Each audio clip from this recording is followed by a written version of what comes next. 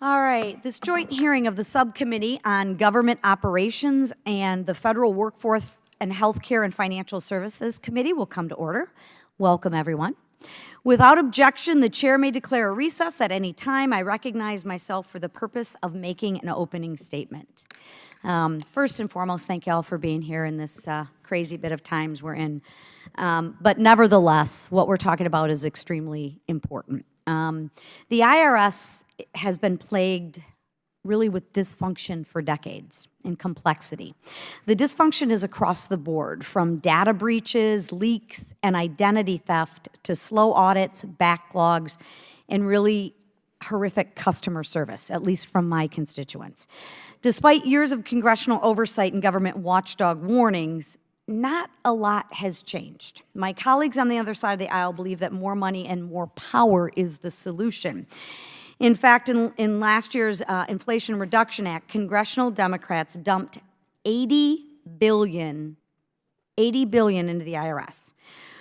With this influx of cash, the IRS plans to ramp up audits on all Americans.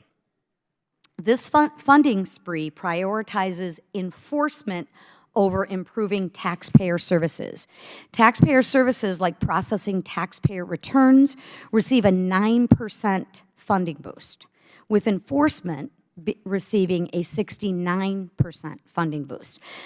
The IRS needs stronger leadership, not more money and not more audits. The IRS needs to work on getting the American people their money back in a timely fashion, not auditing the lower and middle class Americans. The IRS, in my opinion, needs to invest in highly skilled experts, not simply hire more employees, but hire quality, not so much quantity. Put simply, the IRS just needs to do a better job. There needs to be consequences for their inaction. If a private business did what the IRS does on a daily basis, it would quickly go out of business. If a private business repeatedly left you on hold for hours, as my constituents and actually myself has even experienced at a time, or didn't answer the phone call, it really would go out of business and the customer complaints would go through the roof. If a private business repeatedly left sensitive tax information unsecured or lost it entirely, it would face criminal penalties and go out of business. But since the government is involved, there's no accountability, or yet any accountability that I have seen, for its poor performance. And that's one of the things I would like to talk about, is who owns it? What's the accountability? But also, what are we doing to improve it, right? So even if we did give more money, what would the solutions look like, right? Because we can sit here and complain, but we also have to focus on some solutions. Why do we accept this? Hardworking Americans accept this because they follow the law and they know they face consequences like penalties and fines if they don't. And those penalties and fines are their money. It comes out of their pockets. If we make a mistake on our tax returns, it costs us, right? In contrast, when the IRS makes a mistake, there are really no consequences. Or if there are, I'd like to talk about what those consequences are. Do people lose their job? Are they put on action plans? Do they get demoted? What are the consequences? And I really don't think it's too much to ask to have the federal agencies play by the same rules as we expect the American people to play by. I mean, the IRS asks for more money to fund more mistakes, more data breaches, more ineptness. It shouldn't be acceptable, and we have to hold our government agencies to at least the same standards that we hold the American people to with their tax dollars. Instead of doing the job, the IRS is struggling to complete its basic functions. Instead of processing tax returns in a timely manner, Americans are waiting months and sometimes years for money that is rightly theirs. And the issue is, yes, we pay them, interest on that money, but a lot of the businesses are going to go out of business by the time they get their rightly deserved money. Instead of serving taxpayers, the IRS can do something as simple as answering the phone. Instead of being trustworthy, the IRS carelessly leaves your sensitive information unsecure and vulnerable to leaks, fraud, and identity theft. Frankly, the IRS is the perfect example of bureaucracy failure, and there has not been a lot of accountability, if any accountability, for it. We talk about these issues today. We need to remember that these are real problems that impact real people with real money, their money. Since I entered Congress, countless constituents have approached my office asking for help with the IRS. I have constituents who have filed returns on time in April and have yet to receive their refunds. When they seek help from the IRS, they can't get a hold of anyone on the phone, even to get an update, and I'll cover those a little bit later, but often they wait hours to reach customer service representatives only to get disconnected due to an overloaded switchboard, which you can imagine incenses them, and the frustration goes through the roof. I have constituents who are business owners who have outstanding applications for the employee retention tax credit. One of these cases has been pending since February. These wait times are unacceptable really for small businesses because they depend on those dollars, especially through the pandemic. We're here this afternoon to demand answers and accountability on behalf of the American people. Commissioner Warfel, thank you for being here to the subcommittee today. I look forward to your fruitful discussion. I now recognize Ranking Member Mfume for the purpose of making an opening statement. Thank you very much, Madam Chair. Good morning. Is it still? Good afternoon. I'm living in that other universe, I see. Well, welcome, everyone, and thank you very much, Madam Chair. Paying one's fair share is an important obligation in what's known as the American social contract. With an estimated 1.6 or 168 individual taxpayers and billions who filed returns this year alone, processing high returns of volume and high returns of paper requires sufficient personnel, modernized technology, and streamlined systems.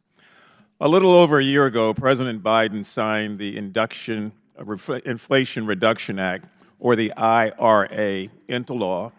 As most of you know, this groundbreaking legislation reached the IRS at a critical time right before the 2023 tax filing season. And it delivered $80 billion to the IRS over the next 10 years. The funds allowed the IRS to hire new staff, to modernize all of its technology, and to audit wealthy tax cheats who had been getting away with murder. The poster board behind me illustrates that this is a win for low and middle class Americans. These IRA-backed improvements achieved, as you can see, 87% peak levels of performance and service success as a result of their implementation. 87%, higher than in any other time. It was a dramatic increase from the previous tax filing year alone. IRS answered 6.5 million more calls than last year, cutting the wait times down by 86%, which I think is phenomenal. It served more than 140,000 additional taxpayers and cleared the backlog of unprocessed 2022 individual tax returns with no errors. Now, you got to be doing something right to have those kind of numbers that are certifiable and verifiable. So these are real and tangible and immediate results that show that investment in the IRS improves taxpayer services. Don't take my word for it. The IRS pointed out in a sweeping release that, by the way, I would ask unanimous consent be entered into the record, showing that the agency will continue to prioritize efforts of high-income individuals and companies without running away, turning a blind eye, or refusing to do what they should in fact do. So these are real. As I said before, they are tangible. They are immediate results that show that investment in the IRS improves taxpayer services. Unfortunately, after this year's tax filing season, in the budget negotiations, the nation was forced to heed the Republicans' persistent call for rescinding the IRS funding. There were a lot of boogeyman stories that took place all over the floor of the Congress about what was going to happen to almost virtually scare the American taxpayer into believing something that was not true. The reality is the agency kept its promise, its commitment to the nation, and its stated goal of cracking down on delinquent, tax-evading millionaires who had been getting away, as I said before, with robbery. The agency kept its commitment, and so, despite cuts to its funding and the persistent and dangerous mischaracterizations of IRS agents as sort of an army of boogeyman waiting to kick in your door and lock you up, we've got to stop playing games like that, and we've got to make sure that middle-class Americans know what the facts are, what the intentions were, and more importantly, what the goals have been and the conclusions that bear those goals out have been. To the extent that IRS has collected nearly $160 million in back taxes from individuals earning over $1 million speaks volumes about who they are trying to help and who are they trying to keep us from being taken advantage by. These millions of dollars in missing tax payments were not an accident. It was not manna from heaven. It was a clear, deliberate effort to make sure that enforcement was the way it should be by that agency and to make sure that tax cheats, particularly the wealthy ones, did not have a safe haven. For example, the IRS identified one individual who just last month was ordered to pay $15 million in restitution for falsifying personal expenses as deductible business expenses. Now, I don't know what kind of neighborhood that person lives in, but when you can get that kind of fine, it suggests that you've been getting away with one serious crime and was caught. These efforts to defraud the federal government included financing of a 51,000 square foot mansion. I'm glad whoever the hell it was got caught. I really am. That's the affront, and that's the tragedy here, and that's why we've got to find a way to make the IRS protects middle-income people by going after the high-income abusers. These sorts of greedy tax cheats exacerbate the $688 billion tax gap, highlighting the stark contrast between the amount of money owed and the amount collected by the IRS on time. In other words, the more millionaires and billionaires who skirt around and play around with paying their fair share, the larger the burden that falls on hardworking, everyday Americans who pay their fair share every year on time.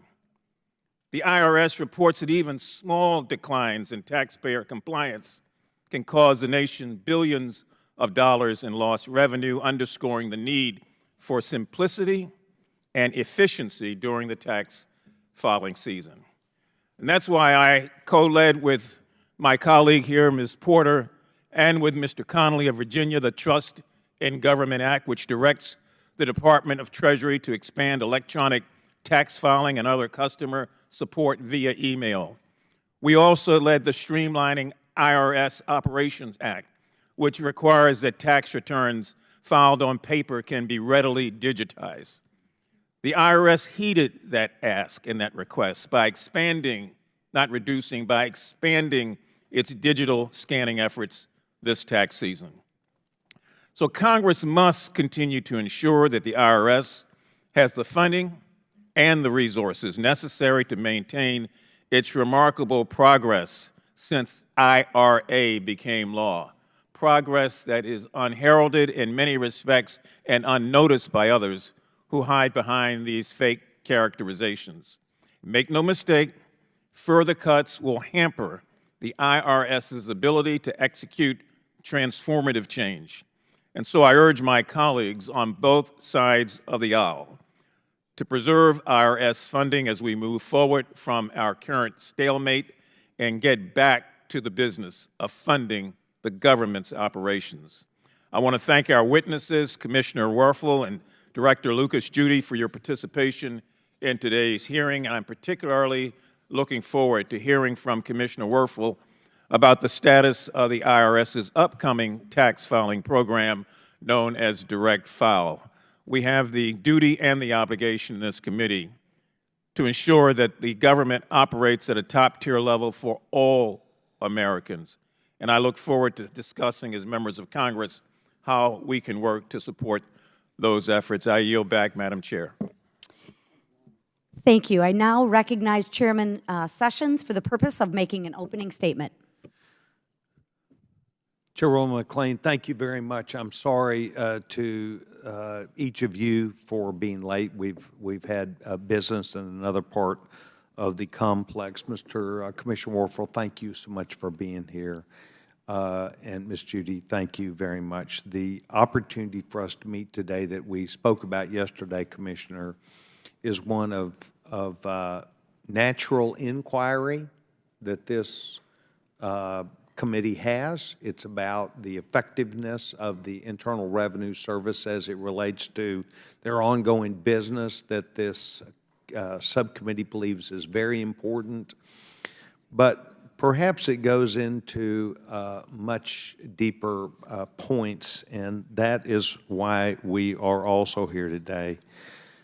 We need to make sure that the IRS and its performance does do its job, as Mr. Mfume says. We need to make sure they're properly funded. We need to make sure that they treat all people fairly, not just some that they would choose to. We believe that there have been reasons why you were brought on board the first time as commissioner, acting commissioner. We believe that there are reasons why you're there today, perhaps a second view at the IRS. There's a lot of things that we will want to get into. But perhaps it's most important for me to say this, that I believe confidence in the IRS is what we're after. I spoke to you about this yesterday, about the sizing models, about the professionalism, about their ability to attention to detail for the American people, to be able to get not just a good answer, but to be able to get through on the phone without having to wait for hours. The effectiveness of the IRS and ability to get their job done is important. We know that the IRS is going to cooperate with us because you told me that yesterday on sensitive matters. You and I spoke about that you actually did not want to get into actual information today, and I concurred. But we are going to talk today to get an idea that you will cooperate, and you'll cooperate fully with us, that you'll make sure that the questions that we ask, while you do not have to go into the specifics about those, certainly not names, certainly not times, certainly not about the investigation, but about your agreement that you will cooperate with this committee and with Congress in those regards. So we know that you've been given some extra $80 billion. We're going to want to talk about that and the deployment of that and how that's going to aid and do the things that would be necessary. I think it's important that you know that the IRS touches almost every single American. And so the information we get back, the things that we hear back, comes at a time that you've got to defend a lot of ground. I want to thank you for being here today. I want to thank Mr. Mfume, and I want to thank Chairwoman McLean for allowing us to start this meeting without me. And Madam Chairman, I yield back my time so we can go to opening statements. I now recognize Ranking Member Porter for the purpose of making an opening statement. Have you heard of death by 1,000 paper cuts? It's how to get rid of something by subtly attacking it over and over until it's finally gone. Death by 1,000 cuts. For too many years, Washington politicians have worked to gut the Internal Revenue Service, and they found creative ways to cut the IRS time and time again. How do they do that? Phase one, they start by attacking its credibility. Look, I know that the agency that collects our taxes isn't easy to love. Believe me, opportunistic politicians know that too. So they go on TV and they give the IRS a verbal slash, falsely suggesting to the American people that the IRS is spying on us, targeting us for our political beliefs, or going after us to pay more money than we owe. What a bunch of BS.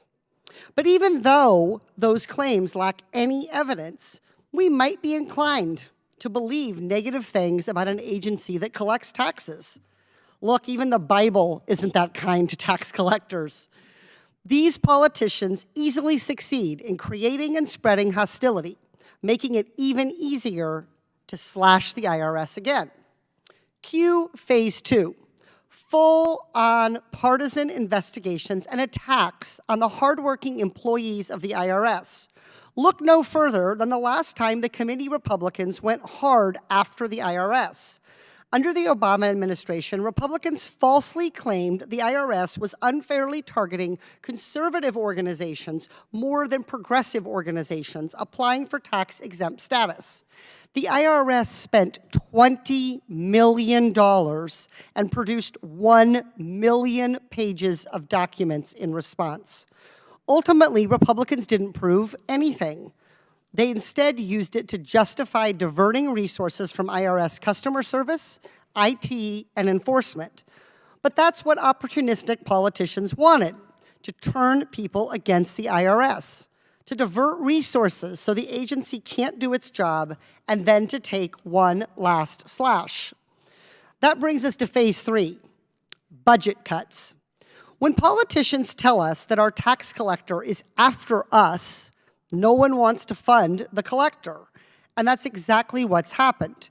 Opportunistic politicians have succeeded in cutting IRS staffing 20% lower than it was in 2010, even though the country has grown by 7% since then. The agency has been so battered that we'll need 52,000 new IRS employees just to meet the agency's needs.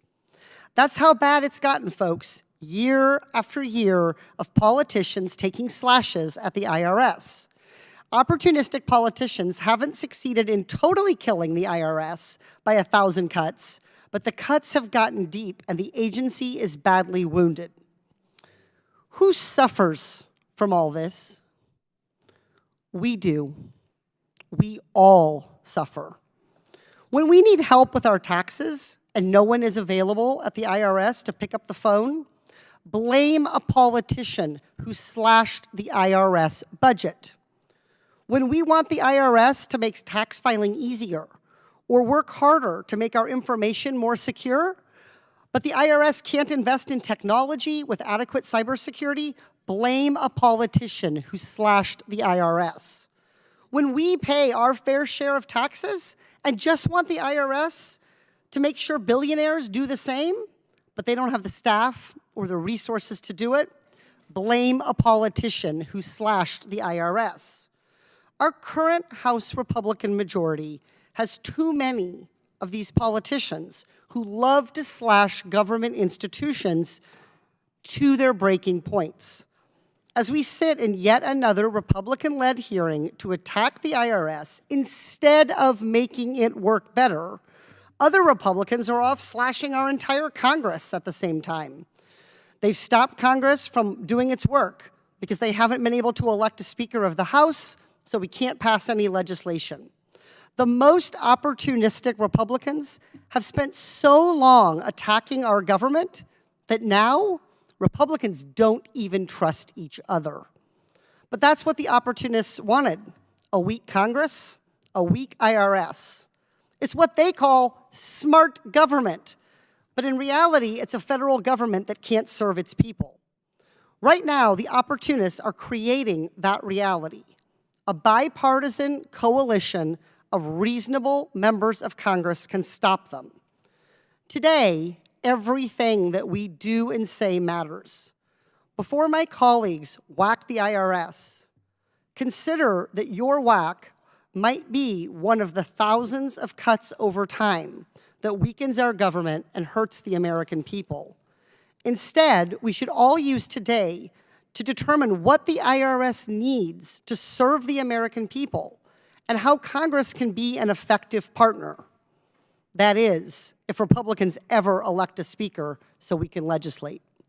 I yield back. Thank you. I am pleased to welcome our witnesses for today, Commissioner Danny Werfel and Jessica Lucas Judy. Danny Werfel is the Commissioner of the Internal Revenue Service, and Jessica Lucas Judy is the Director of Strategy Issues at the Government Accountability Office. We look forward to hearing what you have to say on today's important subject. Pursuant to the committee's Rule 9G, the witness will please stand and raise their right hands.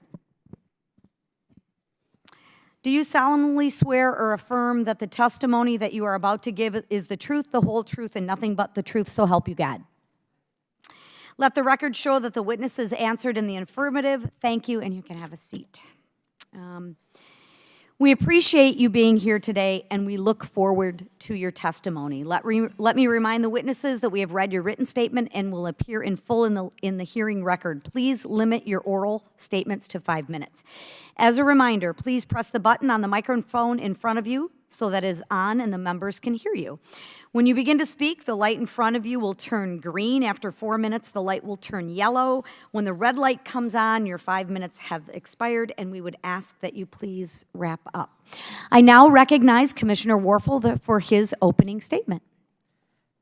Chairman Sessions, Chairwoman McClain, ranking members Mfume and Porter, and members of the subcommittees, thank you for the opportunity to testify on IRS operations. I am pleased to report the IRS continues to make important progress in our effort to transform our agency through implementation of the Inflation Reduction Act. Using IRA funding, the IRS has 3 objectives to help taxpayers and the nation. First, ensure taxpayers can easily contact the IRS, whether in person, on the phone, or online, and get help navigating complex tax laws and accessing the credits they deserve. 2, identify the growing number of wealthy taxpayers, including individuals, large corporations, and complex partnerships, who are shielding income to evade their tax responsibility and collect from them what is owed.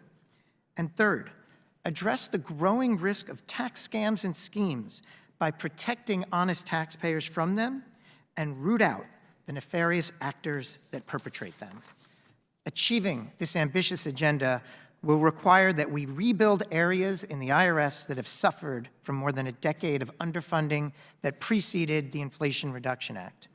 A critical change we are making involves providing our IRS workforce with the right tools, including training, technology, and smarter processes, so we are ready now and in the future to meet our core mission of supporting taxpayers and the nation. With the IRA funding, we're clearly making a difference.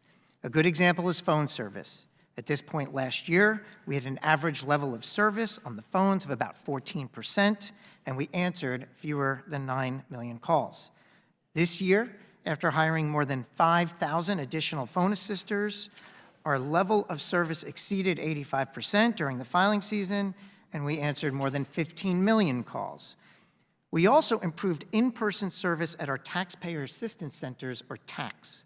Since the infusion of IRA funding, we have hired more than 700 new employees at the TACs, reopened 46 centers, and opened 4 new ones. This has allowed us to serve more than 1.6 million people at our walk-in centers so far this year, which is 18% above last year. We also opened temporary walk-in centers to serve taxpayers who don't live near an in-person center, something we did not have the resources to do in the past. Modernizing our operations is the key to meeting many of our transformation goals, and we're making progress here as well.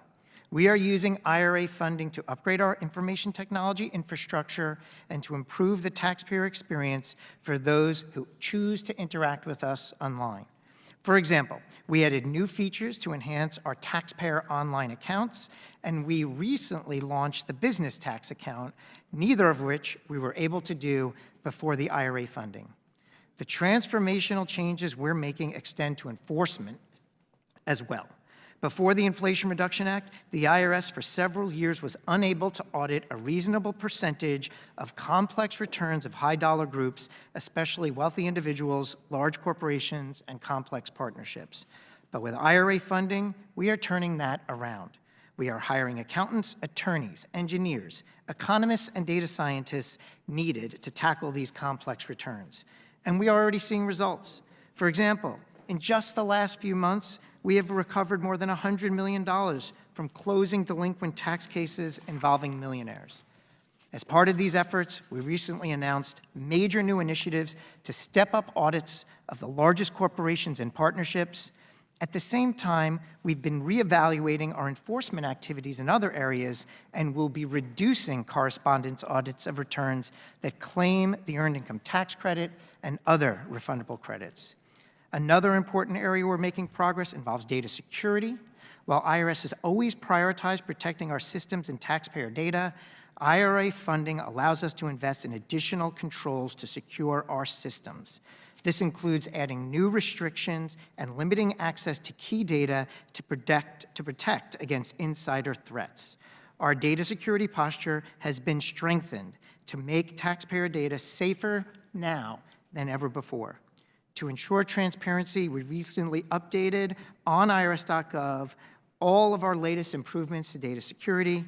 We will continue to do more to ensure that taxpayers and our own systems are protected. Chairman Sessions, Chairwoman McClain, ranking members, Mfume and Porter, members of the subcommittee, that concludes my statement. I would be happy to take your questions. Thank you, Mr. Warfel. I now recognize Jessica Lucas-Judy for her opening statement. Thank you.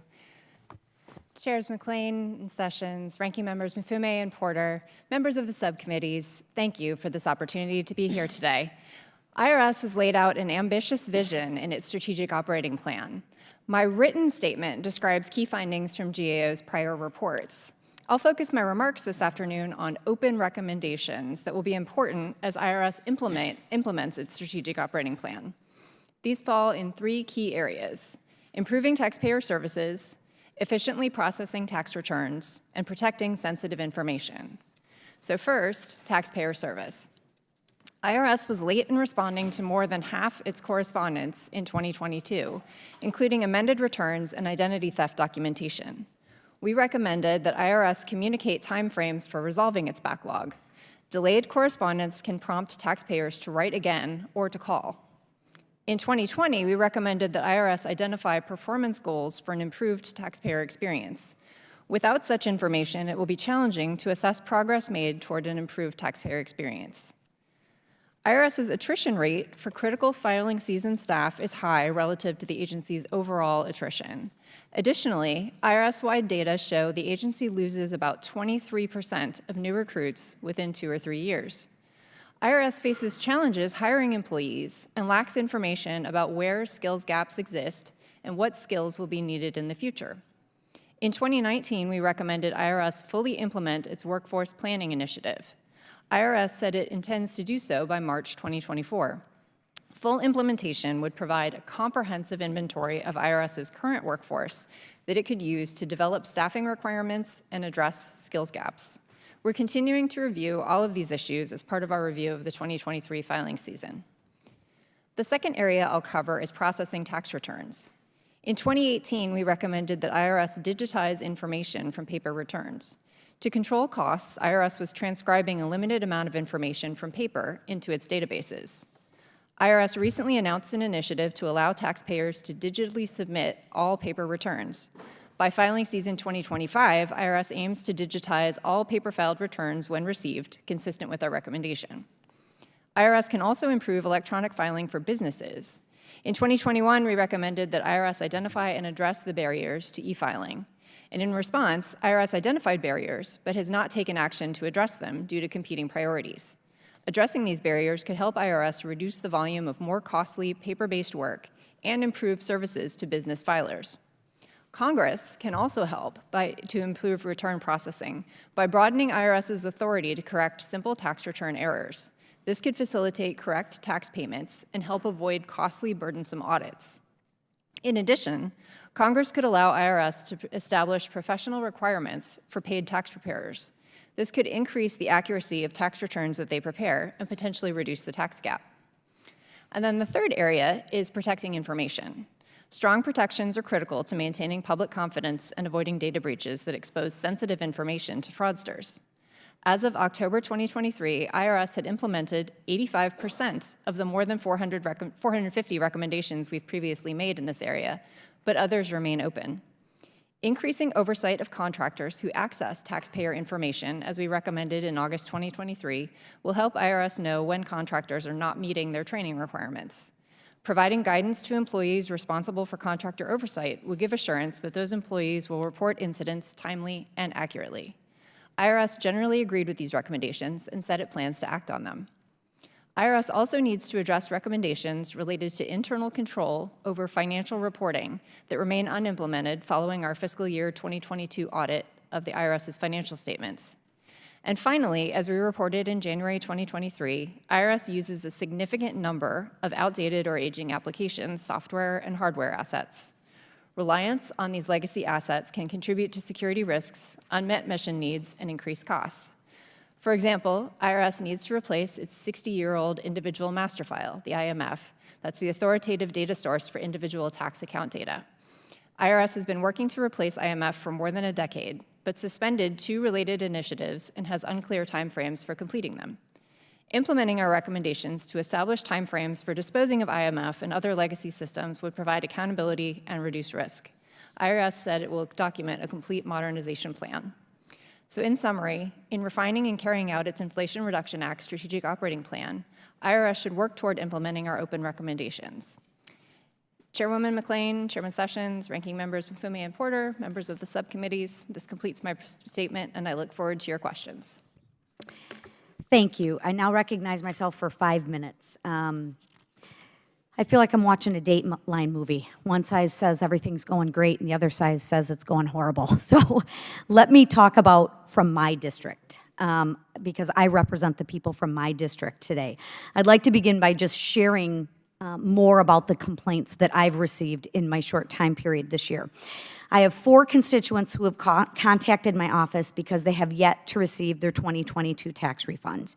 Some have thousands of dollars stuck in limbo as they wait for their tax refund credits. Others can't get assistance from the IRS via phone despite waiting on hold for hours. They can't get updates on their delayed refund status. The phone system really seems to be an issue. I have a constituents who run small businesses and say they can't get an answer on the status, not just the status of their employee return on their tax credit applications. My office recently helped a constituent who had trouble with IRS releasing their deceased father's last tax refund. This refund, which totaled $30,000, was finally released after my casework team and the taxpayer advocate service intervened, as well as the accountant. These are just kind of a handful of the frustration from my constituents. Maybe my office is alone on this, and the people on the other side of the aisle have no issues. So just interesting. Although these cases are specific to my constituents, the underlying fact pattern is essentially the same across the country.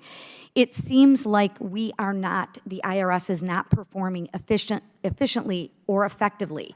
So my question is, why can't the IRS provide taxpayers with quality phone service, at least in my district? And if Madam Chairwoman, I appreciate the opportunity to respond.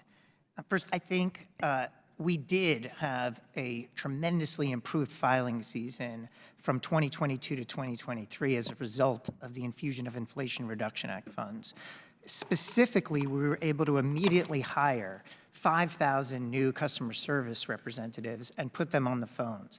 So for those that called during filing season, and that's the end of January to mid-April, we were able to answer 87% of those calls with a 3-minute wait time. Now, there's more to do. And some of the issues that you were raising, I was ticking off in my brain different modernization plans that we have underway. So for example, if you file your original tax return electronically and you give us a bank account that we can automatically debit, for those taxpayers, on average, you get your refund within 13 days. That's what we achieved. But if you don't file electronically, now you're in a paper process. And Which takes longer. and one of Totally the understand reasons that. is, and look, American taxpayers should have a choice. We would love for them to file online, but if they choose to file on paper, So is your assumption that they're filing on paper, and if they just move to the electronic? I think that would incredibly improve their odds of But getting their. I'm talking about the phone service. So whether you file electronically or whether you file paperly, if I call you, I still need to get someone on the phone to speak with. I mean, I just met with a constituent that their information, or they've been trying to get information from you since February. They said that they would get an answer by October 20th. Somebody would call them back with the status of just an answer. It's the 24th. We still haven't had an answer. I mean, this is a small business in our community. That has to do with customer service. Yeah, let me offer two things Okay. that will help. Obviously, adding more customer service reps, training them, that's all in process. The second thing that will help is modernizing our call center. Okay. Investing in things like more callback options, like Okay. if you can sign up, we'll call you back in Yep. queue. It also means more automation. There are certain things that can be done by pressing buttons versus waiting for a human. And maybe your constituents need the human, but if other people in the queue can be deflected I to got it. automation. And one last point before my time is up. Go ahead. So I think what you're saying is if we can modernize our systems, people would get a return call faster. Yeah, and if- Directionally, okay. Absolutely. If that's the case, then why in the Inflation Reduction Act is only roughly $7 billion targeted to system modernization and taxpayer service, and the other, out of the $80 billion, I mean, if that's the problem, goes to enforcement and operational support. With that, I'll yield back. Oh, I forgot. The chair now recognizes, hang on, the ranking member, Mr. Infume. Thank you very much, Madam Chair. Mr. Commissioner, you don't have an easy job. And it goes without saying that the more that this Congress can help you do that job, the better the performance for all Americans. We seem sometimes to forget that we continue to increase in population and yet want to decrease the funds that are there to apply services to those people. So, because we represent all of them, 770,000 in each of our districts, we're going to hear from time to time from people who, for whatever reason, would want better service. But I'm glad to be able to take the good news back that things are improving as a result of the Inflation Reduction Act. And improving may not even be the right word. In some cases, they're absolutely astonishing, some of the peaks that IRS is achieving. Ms. Lucas-Judy, you said there were three things you thought should be highlighted: taxpayer service, performance by the IRS and performance goals, and protection of information. And you've passed this information along to the Commissioner. What are your early readings telling you? Does it look like the IRS is in fact trying to find a way to get to those achievable goals?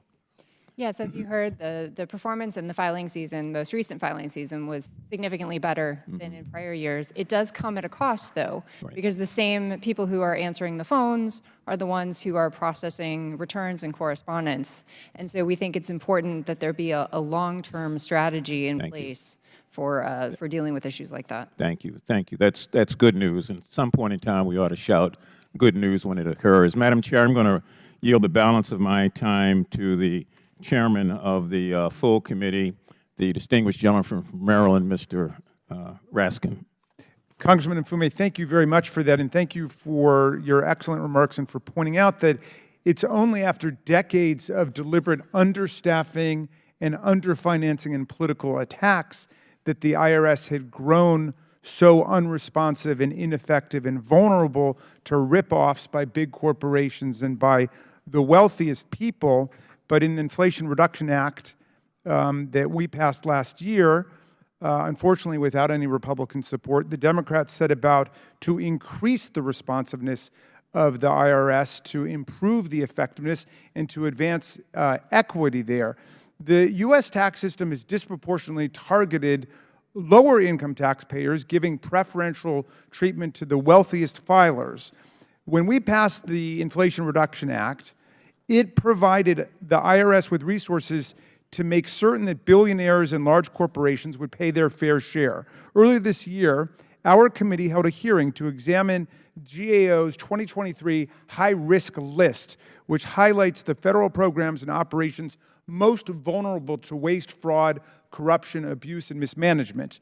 Enforcement of our federal tax laws has been on that list since 1990 for the last 33 years. In this year's update, GAO presented startling data about IRS audit rates for individuals between 2010 and 2019.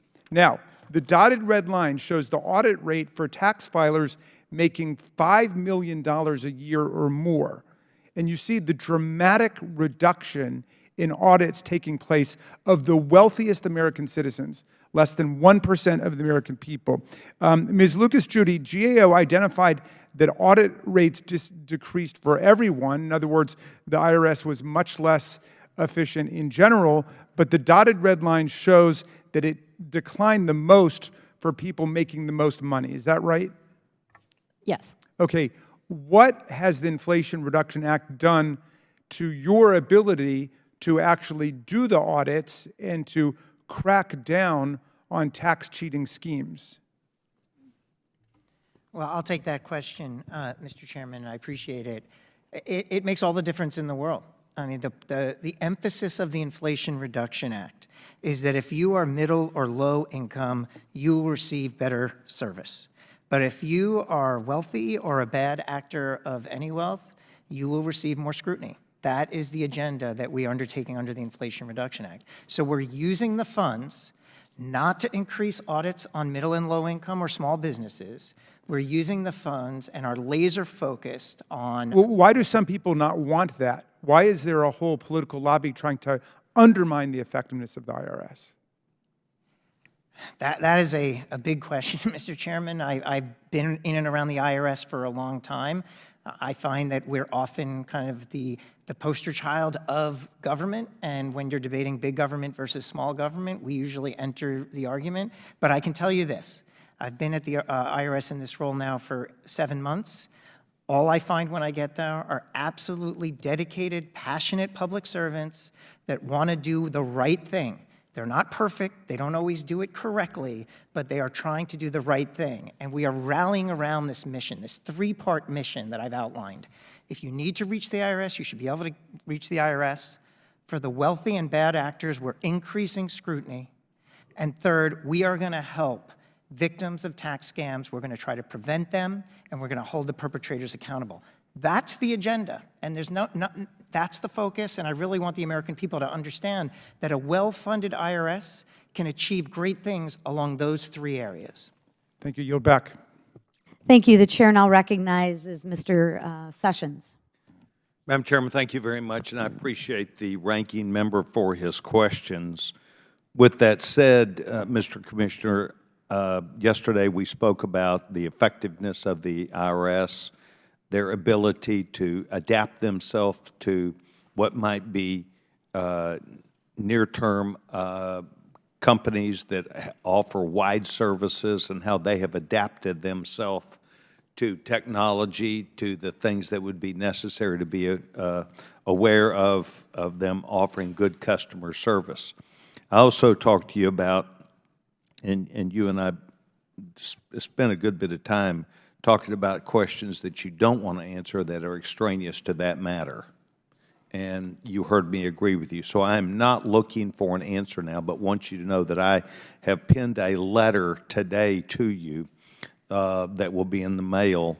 And essentially it goes back to some hearings that we have held here in our committee on testimony about IRS agents who were whistleblowers.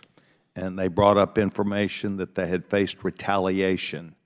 And I want you to know that I'm sending you a letter where we're going to ask you a series of questions about that retaliation, about your involvement, about the agency. We're going to match up your answers with that we have received in detail from these IRS agents who came into contact on a regular basis with the Department of Justice, Department of Treasury, and were overridden on what seemingly could be described as perhaps an imperfect system, but they were held back, what we also see as political reasons. Next, recent court documents talk about how the IRS contractors have released information of number of high-profile people, and we just want to make sure that you answer, just as you have today, about other things that are not going so well, about the steps that you have taken. A GAO will be interested in that. Others will be interested in that. And even things like 3 years ago, the New York Times ran a story about the release of data and information. And we have yet to hear back of specific information pertinent to that about any investigation you may have made. Commissioner, please know this, that we do have problems with the IRS, and we also know the IRS has their own problems of trying to stay up with people and to do things. But we believe that this new money that is coming there should also go directly to fix the problems of people who are honest taxpayers who are trying to get their work done, getting phone calls that come in, training that's necessary to where an answer would be given, to where you strongly identify people. We talked yesterday about this .gov portal that perhaps you're relying on and how ineffective that is. Billions of dollars, hundreds of billions of dollars that went out to people that probably should not have received them based upon data that you were counting on that's fraudulent about those individuals. So I want you to know that we believe that you are under the gun. We believe you do not have the adequate resources, that your computer systems are outdated. With that said, we're also concerned about the integrity of high-value people that you just spoke about. You spoke about the number of people making $5 million not paying taxes. Do you not find out till the end of the year that you're not getting a regular 941, that you're not receiving the information that you receive? Why is it that you cannot look at those people who are these high-value people and make some determination earlier? Well, we're trying to build the infrastructure to be able to do it more effectively. It's not one simple answer. The way in which taxes are evaded, sometimes they're set up in extremely complicated structures using offshore tax havens. Sometimes, as mentioned, it's overstating deductions. It comes in a variety of different forms. And what happened over the 12 years that predated the IRA is, due to budget cuts and lack of investment, we lost track. We fell behind. So for those taxpayers that can hire an army of lawyers and an army of accountants, we fell behind in terms of keeping pace with the complex methods they're using, in some cases, to shield their income. And now we're catching up. And we're catching up by investing in data scientists and engineers and economists and subject matter experts that are going to help us now keep pace and identify at greater specificity and at greater accuracy where these issues are, so we can select the right cases for audit and bring those funds that are due back to the American people. One last question, then I'm going to yield back my time. The gentlewoman, Ms. Lucas Judy, referred to the recommendations and that the IRS has afforded themselves of looking at about 85% of the recommendations. Were recommendations made to you from Ms. Judy to them about these high-value accounts, about how to look at that? We've recently issued a report on the partnership audit program and made recommendations that IRS should improve its audit selection models and also make sure that it's defining large, complex partnerships and putting in place measures to assess the effectiveness of the audit program. And what was their response? I believe that they agreed with the recommendations. Thank you very much. I yield back my time, Chairwoman. Thank you. The chair now recognizes Mr. Raskin. Thank you, Chair McLean, for calling the hearing, and also Ms. Porter and Mr. Mfume for their thoughtful remarks today. Look, the American people want a tax system that is simpler, fairer, and more responsive. And I wish that we could have hearings on each of those. I mean, just to take a look at simplicity, for example, I've lived in foreign countries where they don't have a multi-billion-dollar business in H&R Block and all of these companies that are trying to help people understand their taxes. And most people's taxes, 90% of the people's taxes could be done in 15 minutes or 20 minutes, which is what it's like in countries around the world. We should be having a hearing about why we have a $10 billion a year plus business in helping people do what the government should be helping them do instead. But what we've got is one more hearing to beat up on the IRS as part of the program to deconstruct the administrative state, as Steve Bannon promised at the beginning of the Trump administration, and we're right in the throes of it. One can only regard with amazement that any member of the Republican Party today would lecture the commissioner of the IRS about efficiency or organization or anything else. Look at what the Republicans are saying about the Republicans today on Capitol Hill as we live through all of the reverberations of the Chaos Caucus.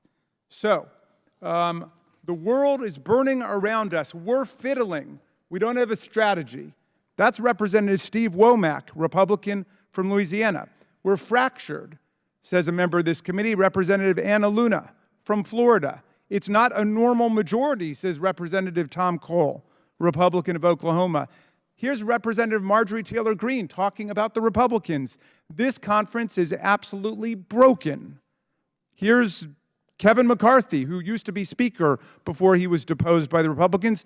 This is embarrassing for the Republican Party. It's embarrassing for the nation. Here's Representative David Joyce from Ohio, who probably sums it up best. We're a party that can't govern. Here's Representative Troy Niels from Texas. We're a broken conference. Representative Tom Emmer said if it were a family, quote, we'd be the most dysfunctional family on the face of the planet. Here's Representative Austin Scott, who ran briefly for Speaker in the speakership sweepstakes taking place right now. It makes us look like a bunch of idiots. And Representative Mark Alford from Michigan, another Republican, we are a ship that doesn't have a rudder right now. So it would be great if we could actually get a Speaker of the House and a functioning House of Representatives so we could deal with these issues. Now, the implementation of the IRA shows that providing adequate resources to the IRS dramatically improves services to our people and the effectiveness of the overall mission. In the 2023 filing season, IRA investments allowed the IRS to create and adopt digital tools to process tax returns more efficiently. The agency greatly improved in-person service, service over the telephone, and online customer service. But we know a lot more needs to be done. I have a constituent who came in to see us in August.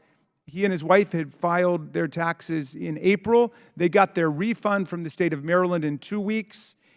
After 5 months and multiple attempts to get the IRS to send their tax refund, they still couldn't get it. They reached out to my office in desperation, and we were able to work with the taxpayer advocate to make it happen. But nobody should have to go through that experience of bureaucratic lethargy and frustration like that. But we know that you're making improvements. It's moving in the right direction, but you're writing against a background of decades of deliberate underinvestment. Well, the IRA is also making administration of the tax system more equitable. You're hiring experts who can audit and enforce tax laws against big corporations and ultra-wealthy filers who've been able to get away with a lot before that. Commissioner Werfel how has the IRA allowed IRS to crack down on tax cheats? Is the investment the American people have made paying off in terms of the money we're getting back? It is, Ranking Member Raskin, it absolutely is. And we are putting the money to work today to take a variety of different steps. We're increasing the number of audits on our largest corporations using analytics that we've invested in to make sure that we select the right corporations that are the highest risk of shielding income inappropriately. We've increased the number of audits on complex partnerships, something that GAO has pointed out, how anemic our partnership audit rate is. And again, we're using invested new tools and analytics to make sure that we're understanding the types of trends necessary to know where those complex partnerships are that are actually evading taxes, so we improve the efficiency of our audit. And as mentioned earlier, we've launched an effort to get back taxes from millionaires and billionaires. And we've identified 1,600 high priority targets, if you will, of millionaires and billionaires. And we've already collected in the early months over 100 million in back taxes.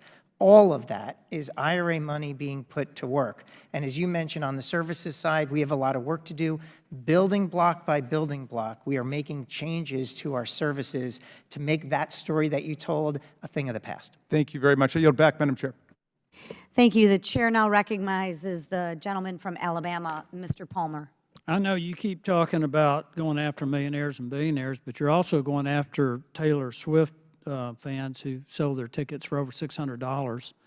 The previous rule was if someone earned $20,000 and had more than 200 transactions, you did it, but you lowered it.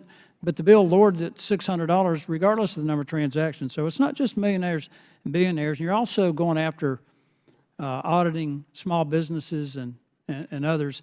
And I just want to point out something to you. One of your predecessors, John Koskinen, testified before this committee in 2015, and he said it would not be advisable to audit our way out of the tax gap. Yet that's exactly what you're trying to do. I have a question for you, Commissioner Werfel. If a tax filer, if a private citizen willfully concealed or manipulated a tax document, would that be considered a form of tax fraud? Yeah, that based on the way you described it, if they willfully manipulated to misdirect or misreport, that could be considered tax evasion. And the penalty for that could be a fine up to $250,000 and up to 5 years in prison. Is that correct? Well, each case And for differs, but they a are business, steep it could be up to $500,000 and 5 years in prison. Let me ask you this. If government auditors were similarly found to be backdating or manipulating tax forms of private citizens, would that also be considered a form of tax fraud? It's concerning. And No, I ask you a direct question. If a private citizen altered information on a tax document, whether it's a date or a signature from a supervisor, it would be considered tax fraud and it would be prosecuted. It is a felony. They could have to pay up to $250,000 in fines and they could serve up to 5 years in prison. So what are the penalties for IRS employees who do the same thing and possibly jeopardize a private citizen on their tax filing? So what's the penalty? yeah, there should be accountability. Yeah, but what, no, what is the penalty? If you'll allow me to elaborate, I can elaborate. Yeah, I don't want a long answer. I want you to tell me what is the penalty. Well, there is no specific penalty. It depends on the circumstances, and it does expense on the circumstances with the taxpayers as well. The Wall Street Journal reported on this. You're in court right now, Lake Point 2 LLC versus commissioner. The commissioner would be you for where you had people who falsified documents. And that's not the only one. So did anybody get fired? Let me tell you what's going on. When Did anybody get fired? We are looking into the appropriate personnel. Okay, matters. well, We're anyone following the get right fired? process. Well, if you find they did this intentionally, and the documents indicate they did, because there's an email chain, and maybe, Madam Chairman, Mr. Chairman, we need to investigate this. on behalf of the taxpayers, because I have major concerns about the tax gap, major concerns. The biggest problem with the tax code is its complexity. We need a simpler tax code, and I think we would collect more taxes rather than audit people, rather than manipulate tax documents so that somewhere down the line, somebody who filed a legal, accurate tax return doesn't face a tax bill and potentially a penalty because somebody at the IRS falsified the document. So there's got to be some penalties. Yeah, I can assure you, Congressman, we are taking steps to correct the record, to make the taxpayer whole, in any of those situations, and they are extremely limited, we are taking all the right steps and all the right procedures to make sure that that situation is corrected. Will if there's anybody any be fired? accountability, we will follow the right procedures to ensure accountability. Will anybody be fired? If they're, thank you. I'm not going to comment on an employee process. If that you has to find out happen. that it was done intentionally, as the evidence indicates, keeping in mind the severity of the penalties that are imposed on private citizens, the least that anybody can expect is that someone be dismissed from their job. And I hate to say that because I hate to fire anybody. The consequences for their families. But think about the lack of trust that the American people have in the IRS and put that first and foremost. I yield back. Thank you. The chair now recognizes Ms. Norton for 5 minutes. Thank you, Madam Chair, and I appreciate this hearing. Mr. Werfel, when the American taxpayers reach out to the IRS for help with their taxes, a specific filing or troubleshoot identity theft, they rightfully expect and deserve prompt and helpful assistance. In the past, the IRS has at times fallen short of its duty to serve the American people through timely and accurate responses to taxpayers because of insufficient funding. But I am really pleased to see that the IRS remarkably improved its customer service in the most recent tax filing season. Democrats' historic investments in the IRS through the Inflation Reduction Act have already improved taxpayer services. So, Commissioner Werfel, the IRS achieved an 87% level of success answering taxpayer phone calls, exceeding the ambitious 85% success Treasury Secretary Yellen set for your agency. Is that correct? That's correct. Commissioner Werfel, the IRS also dramatically cut the average time that a taxpayer has to wait on hold to speak to the IRS or to an IRS employee. Is that correct? That's correct. Commissioner Werfel, for taxpayers who are unable to reach live assistance immediately, the IRS expanded its customer callback option, correct? Correct. Commissioner Werfel, how was the IRS able to make these telephone and online customer service improvements?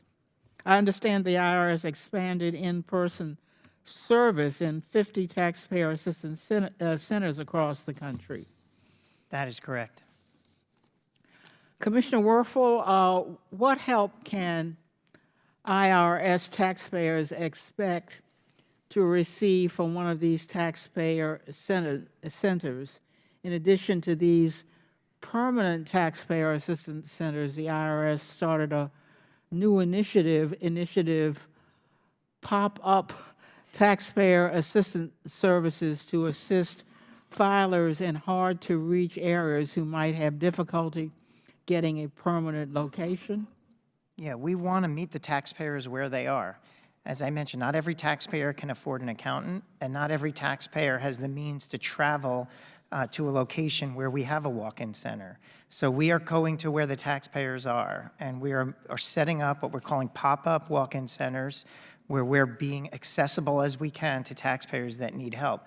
We're having Saturday hours for taxpayers that can't make it during the week because they're working. And we're holding special sessions with low-income taxpayers to help them with their refundable credit application so they get it right the first time. Commissioner Werfel, when when Democrats enacted the Inflation Reduction Act, we prioritized the taxpayer experience. We focused on building an IRS that can meet the needs of taxpayers. From your testimony, Mr. Werfel, it is clear that the investment has already helped address the IRS's long-standing customer service issues, but everyone on this dais still hears from constituents who have problems getting the refunds they deserve. So, Commissioner Werfel, Inflation Reduction Act funding runs through fiscal year 2021. Briefly, what is your vision for how the IRS will serve the nation in fiscal year 2031, and how do you plan to achieve this vision? So I appreciate that question. The vision is that taxpayers who need to reach us will be able to reach us quickly, get their issue resolved because they're either doing it in an automated way or with an effectively trained IRS agent, and that the supply is meeting the demand of taxpayer needs. That means that we have the right size staff, that we have the right number of walk-in centers where people want to meet us in person, that we have the right size staff in our call centers, and our call center is modernized with the right, for example, chat bots, the right callback options, the right call routing, so that we're investing in technology for maximum efficiency benchmarked against the private sector's best call centers. And it means that our website is operating on private sector benchmarks for online banking so that you can go in and you never have to talk to a person or walk into a walk-in center. You can manage everything and see everything you need and manage your taxes in your online account. And as I said earlier, brick by brick, we're building these functionalities. After 12 years of underfunding, we fell behind.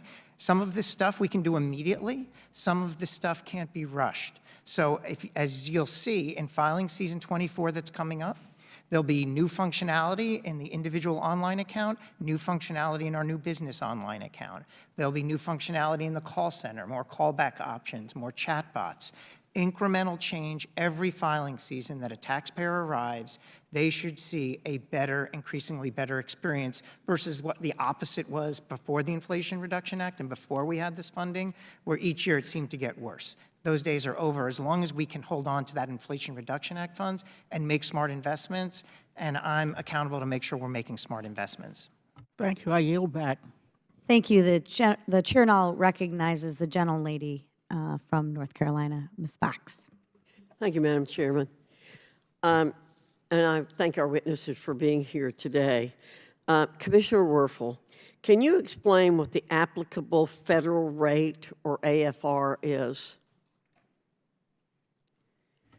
I think you're referring to the overall tax rate for the public, if I understand correctly. Well, the applicable federal rate, as I understand it, it's a minimum interest rate that the Internal Revenue Service allows for private loans. Is that correct?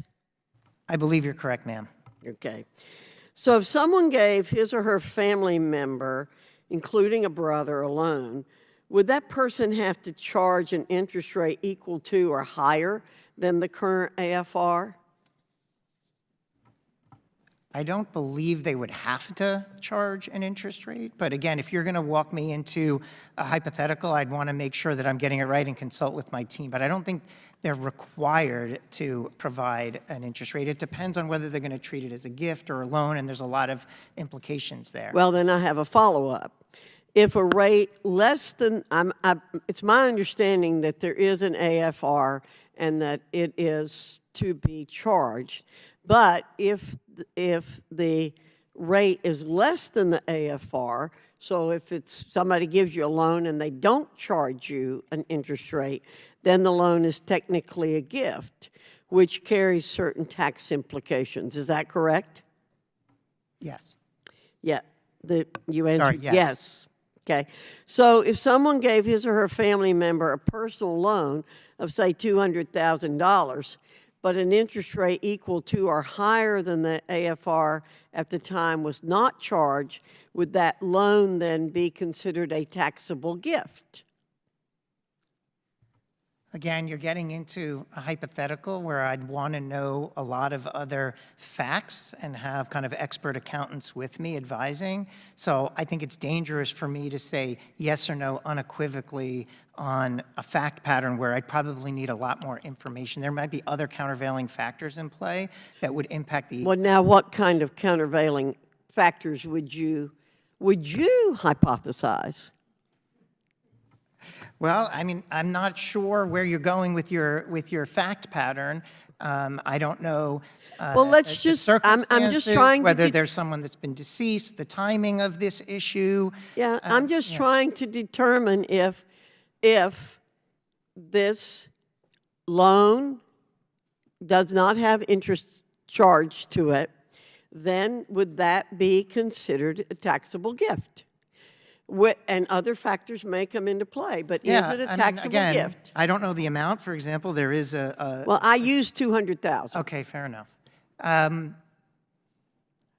Again, at risk of walking through a hypothetical where I don't know the facts, as a general matter, yes, there's a tax. You're describing a situation that may have a taxable event.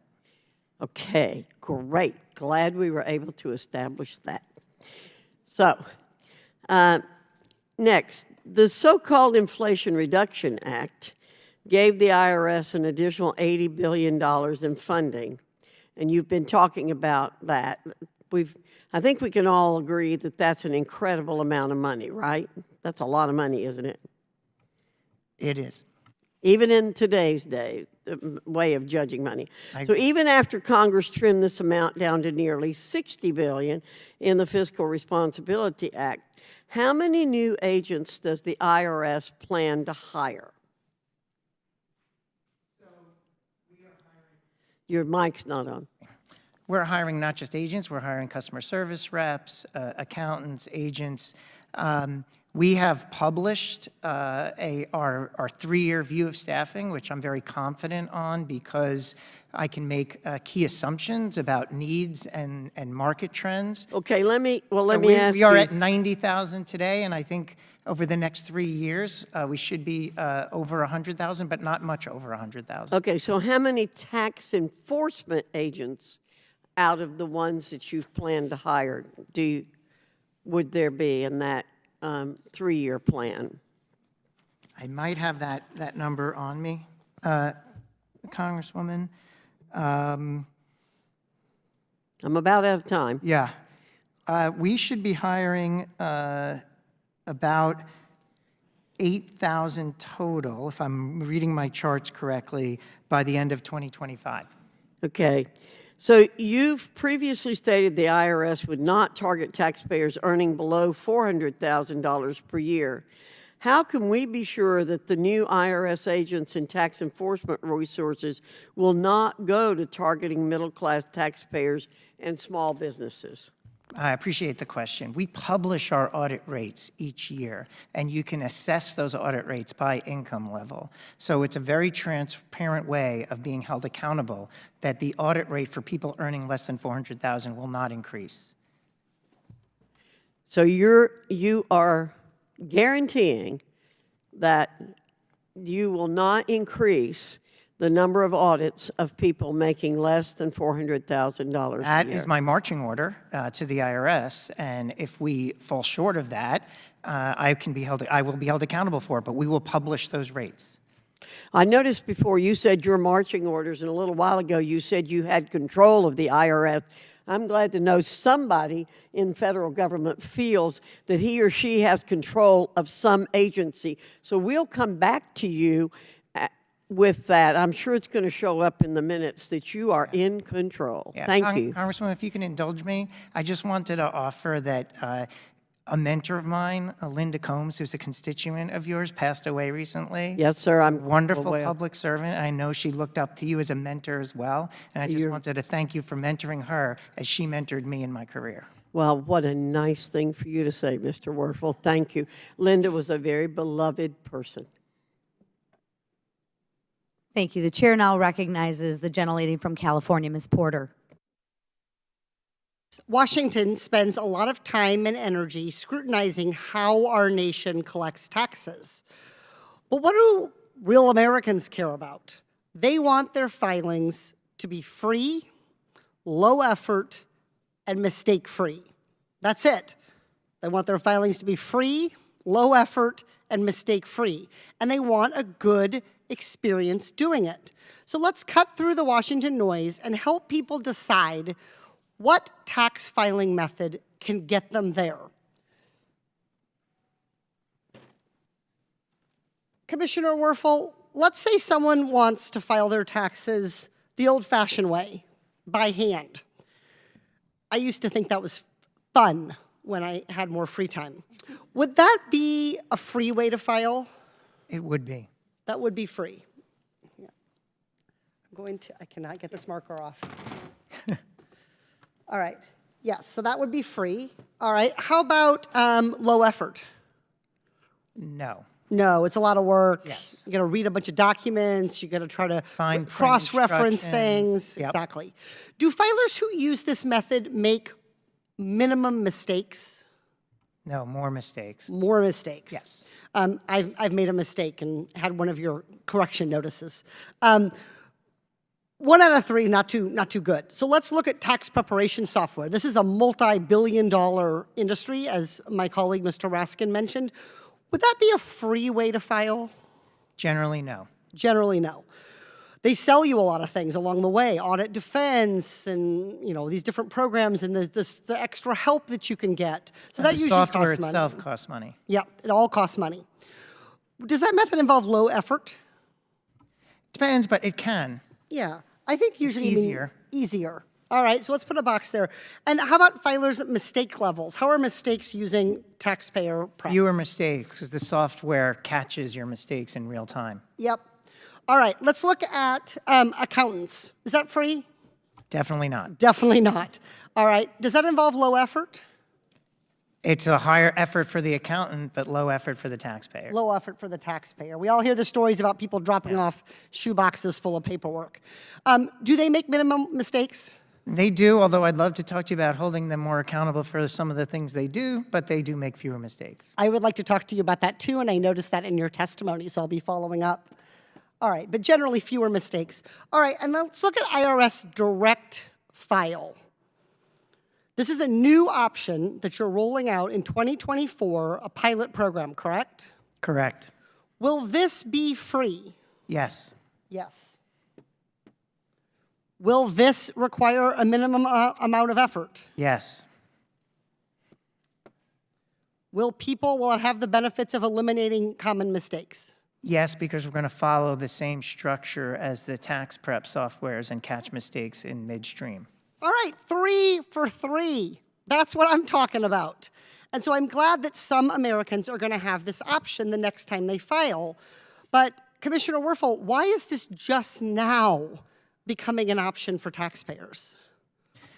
Well, it's, there's a long story here where we have tried a variety of different ways to get free electronic filing for eligible citizens. We have something called the Free File Alliance. It has had mixed results over the years where some of the software providers have offered free solutions. But Congress, in its wisdom, in the Inflation Reduction Act, said to the IRS, you need to study a direct solution. And, frankly, I think it aligns with our mission to offer taxpayers more options. I think it's absolutely important as you walk me through these questions that all of these still should be options for taxpayers. If they want to do it by hand, if they want to hire a tax prep software, if they want to go with an accountant, but should they also have the option to file direct with the IRS? They don't have to if they don't want to, but should they have the option? You could make the case that a high-functioning tax administration agency would offer that option. All right, and it's the one with the best of the criteria we identified. It's the winner chicken dinner here. It looks like the best thing. Who could possibly oppose the IRS doing its job this effectively and making it free and streamlined and lowering the effort for people to pay their taxes? Who's on the other side against this? I think there's a concern that if we issue a direct file solution, it will be disruptive to the software industry. That you point to. Disruptive to the software industry? You mean these industries right here that are making billions of dollars off taxpayers to simply assist taxpayers in doing something that they should be able to do by working directly with our government? That's the concern that I've heard expressed, yes. Does the IRS have any profit incentive? No, Do tax prep software companies have a profit incentive? yes, Do accountants have a profit incentive? yes. The only interest the IRS has is in providing an option that is free and easy and reduces mistakes for people to be able to file their taxes. So now lawmakers have a choice. We can support and invest in the IRS, whose mission is to do right by the taxpayers and who we can hold accountable for delivering a free, low-cost, mistake-free option.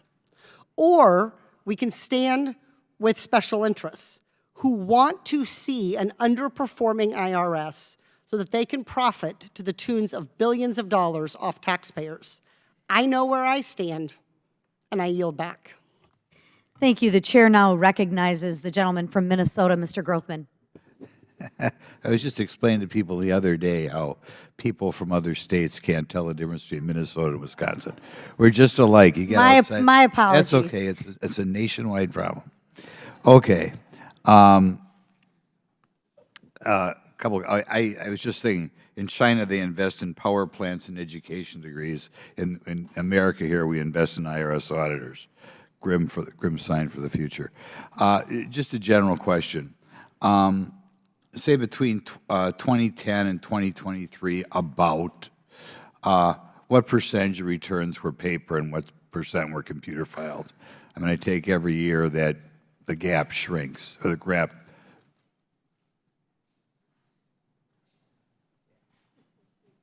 About. I'm not going to PolitiFact you. We're up over 90% at this point that are filed electronically. And you know what it was 15 years ago? It was a lot lower. I think it was closer to 50%. Yeah, so when you go from 50% computer filed to 93% or something, you would expect you need less auditors, wouldn't you? I mean, there'd be something wrong if you computerized to that degree and had the same number of auditors.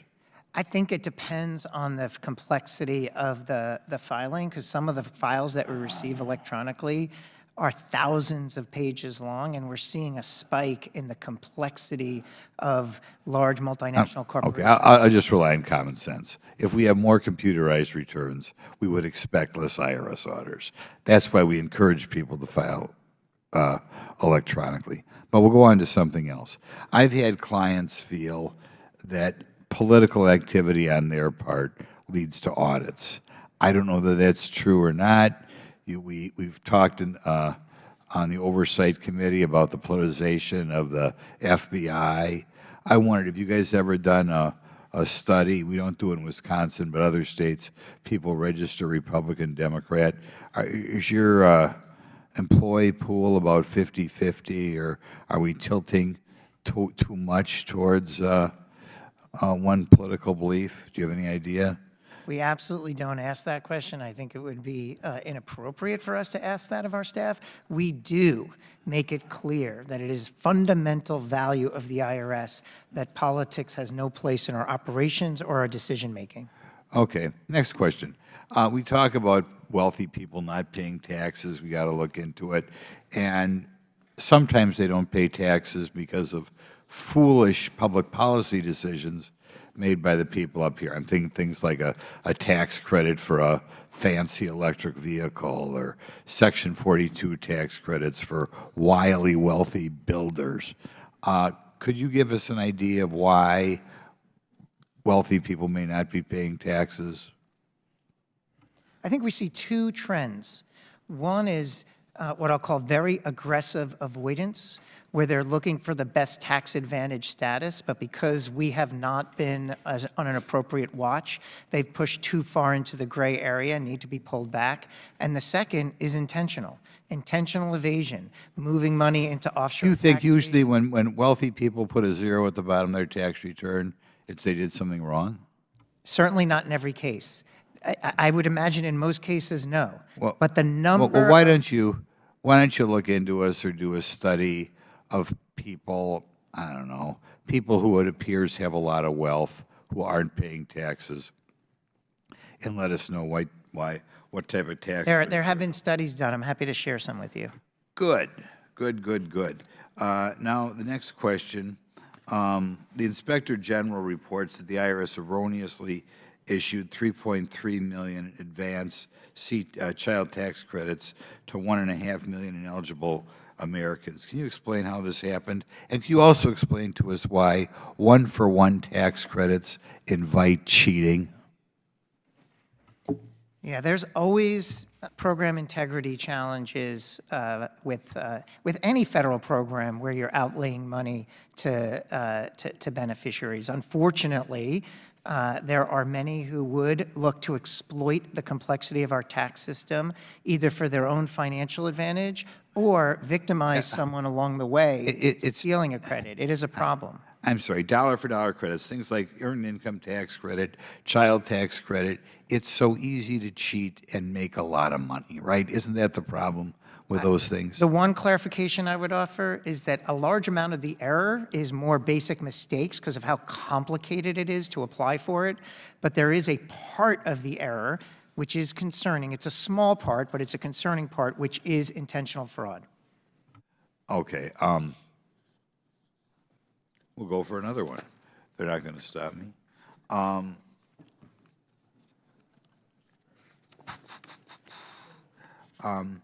Did the IRS see more child tax credit claims filed after the American Rescue Plan made an increase in the child tax credit? Did the number of claims go up? I'm not sure. I'd have to get back to you on that. Okay, be illuminating if they are. The IRS reported as of July 31st. Well, why don't I'll turn it back over to my substitute chairman here. The distinguished gentleman from Wisconsin yields back his time. The gentleman from Florida, Mr. Foss, recognized for 5 minutes. Thank you, Mr. Chair, and thank you to our witnesses for being here. Republicans have spent more than a decade working to kneecap the IRS through funding cut after funding cut. At the same time, Congress has tasked the agency with enforcing one of the most complex tax codes in the world on a growing population with increasing wealth inequality. The IRS has struggled for years to provide the level of service taxpayers deserve, whether that was processing people's tax refunds in a timely manner, performing audits against high-risk individuals, or enforcing tax law against fraudsters and those who made false business statements in order to get loans. The agency struggles with customer service in several ways, but two that I'm especially concerned about are the old IT systems that can't digitize IRS forms, and then the IT modernization blunders. Ms. Lucas-Judy, earlier this year, the Government Accountability Office, GAO, found that the IRS still uses massively outdated IT systems. How do these systems impact the taxpayers? Well, their legacy IT systems are at the heart of a lot of IRS operations on customer service side, on returns processing and accounts management, as well as enforcement. And so it's very important, and that also has an effect on accuracy and on speed of processing. So it's very important that IRS be able to implement its plans and prioritize the different modernization initiatives that it has in place, and that it be clear about the goals and the timelines and progress. So it seems like it also contributes to security risks, unmet mission needs, and staffing issues, and increased costs, correct? Correct. You know, in May, one of my constituents reached out because she had waited for more than 6 months for her tax return, which she desperately needed to pay rent.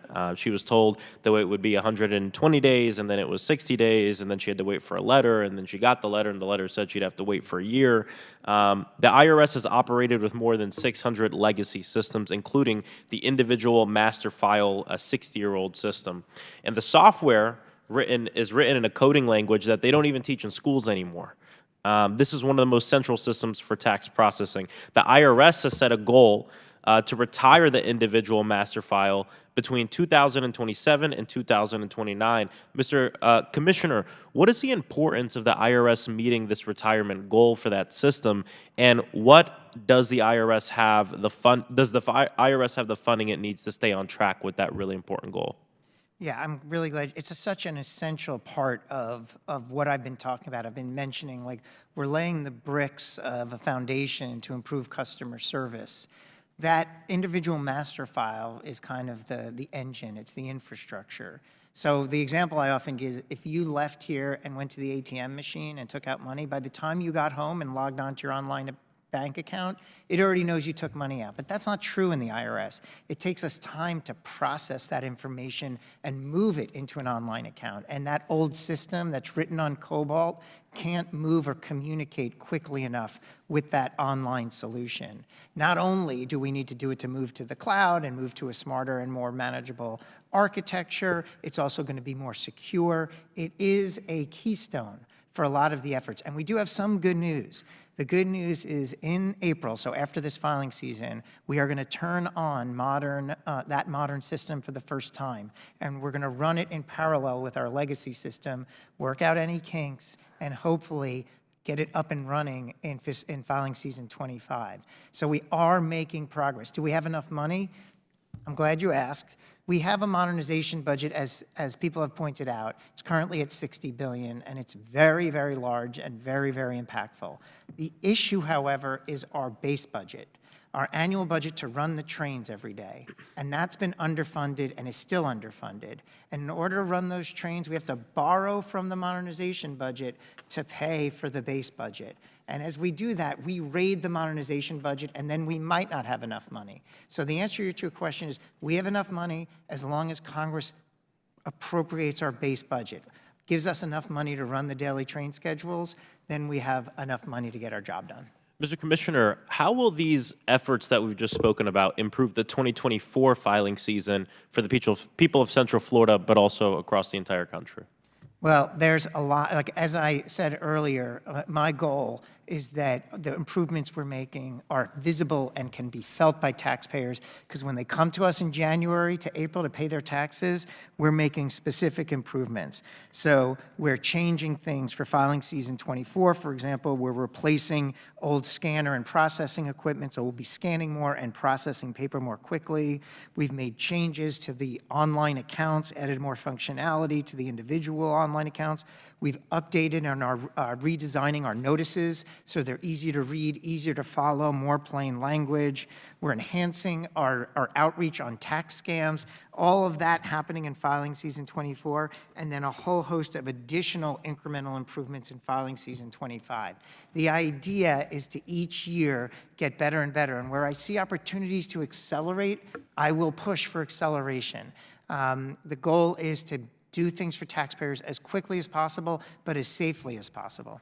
Thank you so much. My constituents can't, afford to wait long time to get their tax returns, and I think it's important that every member on this committee be on the same page. We can't defund the IRS. We need to modernize it. I also want to end by thanking all the hardworking federal employees at the IRS who are serving their country. Thank you, and I yield back.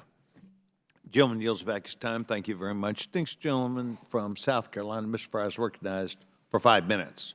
Thank you, Mr. Chairman. Part of the IRS's duty is to ensure that taxpayers are treated fairly, are informed, receive quality service, and are ensured the protection of their privacy and confidentiality. I understand this is an important role for any agency to play. However, there are serious instances in which preventative measures failed against cyber attacks, or tax information was mishandled, resulting in needless and very expensive damages to the American taxpayers.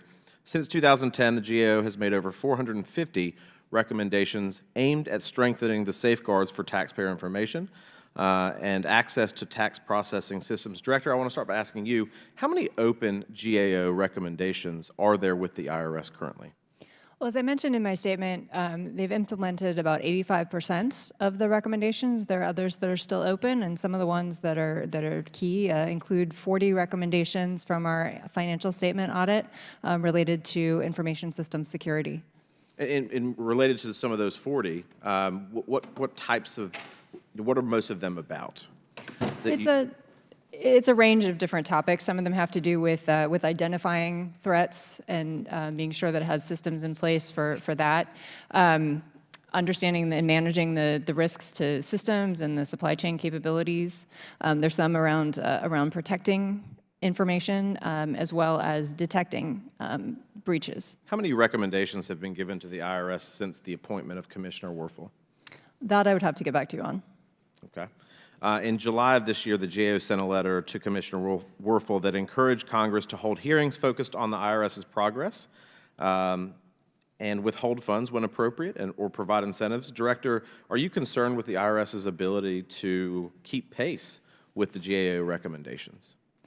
Certainly, it's an ongoing conversation between GAO and IRS. We do have a rigorous follow-up process, and we've seen progress, particularly on those recommendations that we've identified as being related to the enforcement of tax laws, that high-risk area, and those that our agency has designated as priorities. But there are others that are still remaining open, including things about making sure that it has that it's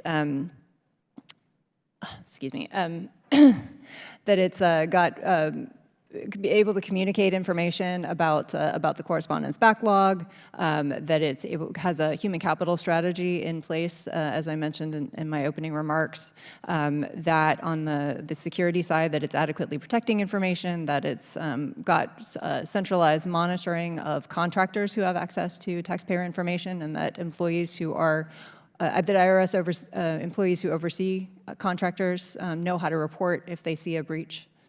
Thank you. Commissioner, your website states that the IRS stops, quote, most fraudulent tax returns, but if fraud is suspected, the IRS will contact you via email with instructions. How long does it take for the IRS to identify fraud after a Form 14039 is submitted?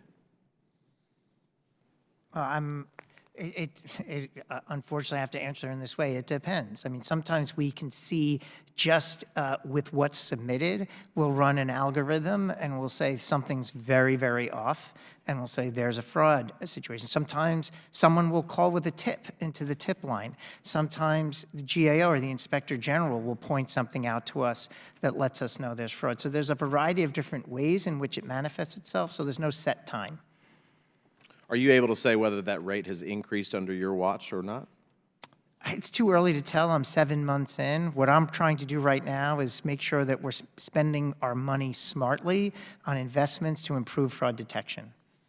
Great. Commissioner, take it into a different tack here. Has the IRS entered into any MOUs or any other agreement with the Treasury Department or the CFPB for the purpose of sharing consumer-level transaction data? Not that I'm aware of. I'd have to get back to you on that. When do you think that, so you're not aware of any MOUs or other agreements? Not at my fingertips. I'm not aware of that. When do you think that you could get back to us on that? By tomorrow, I'll let you know.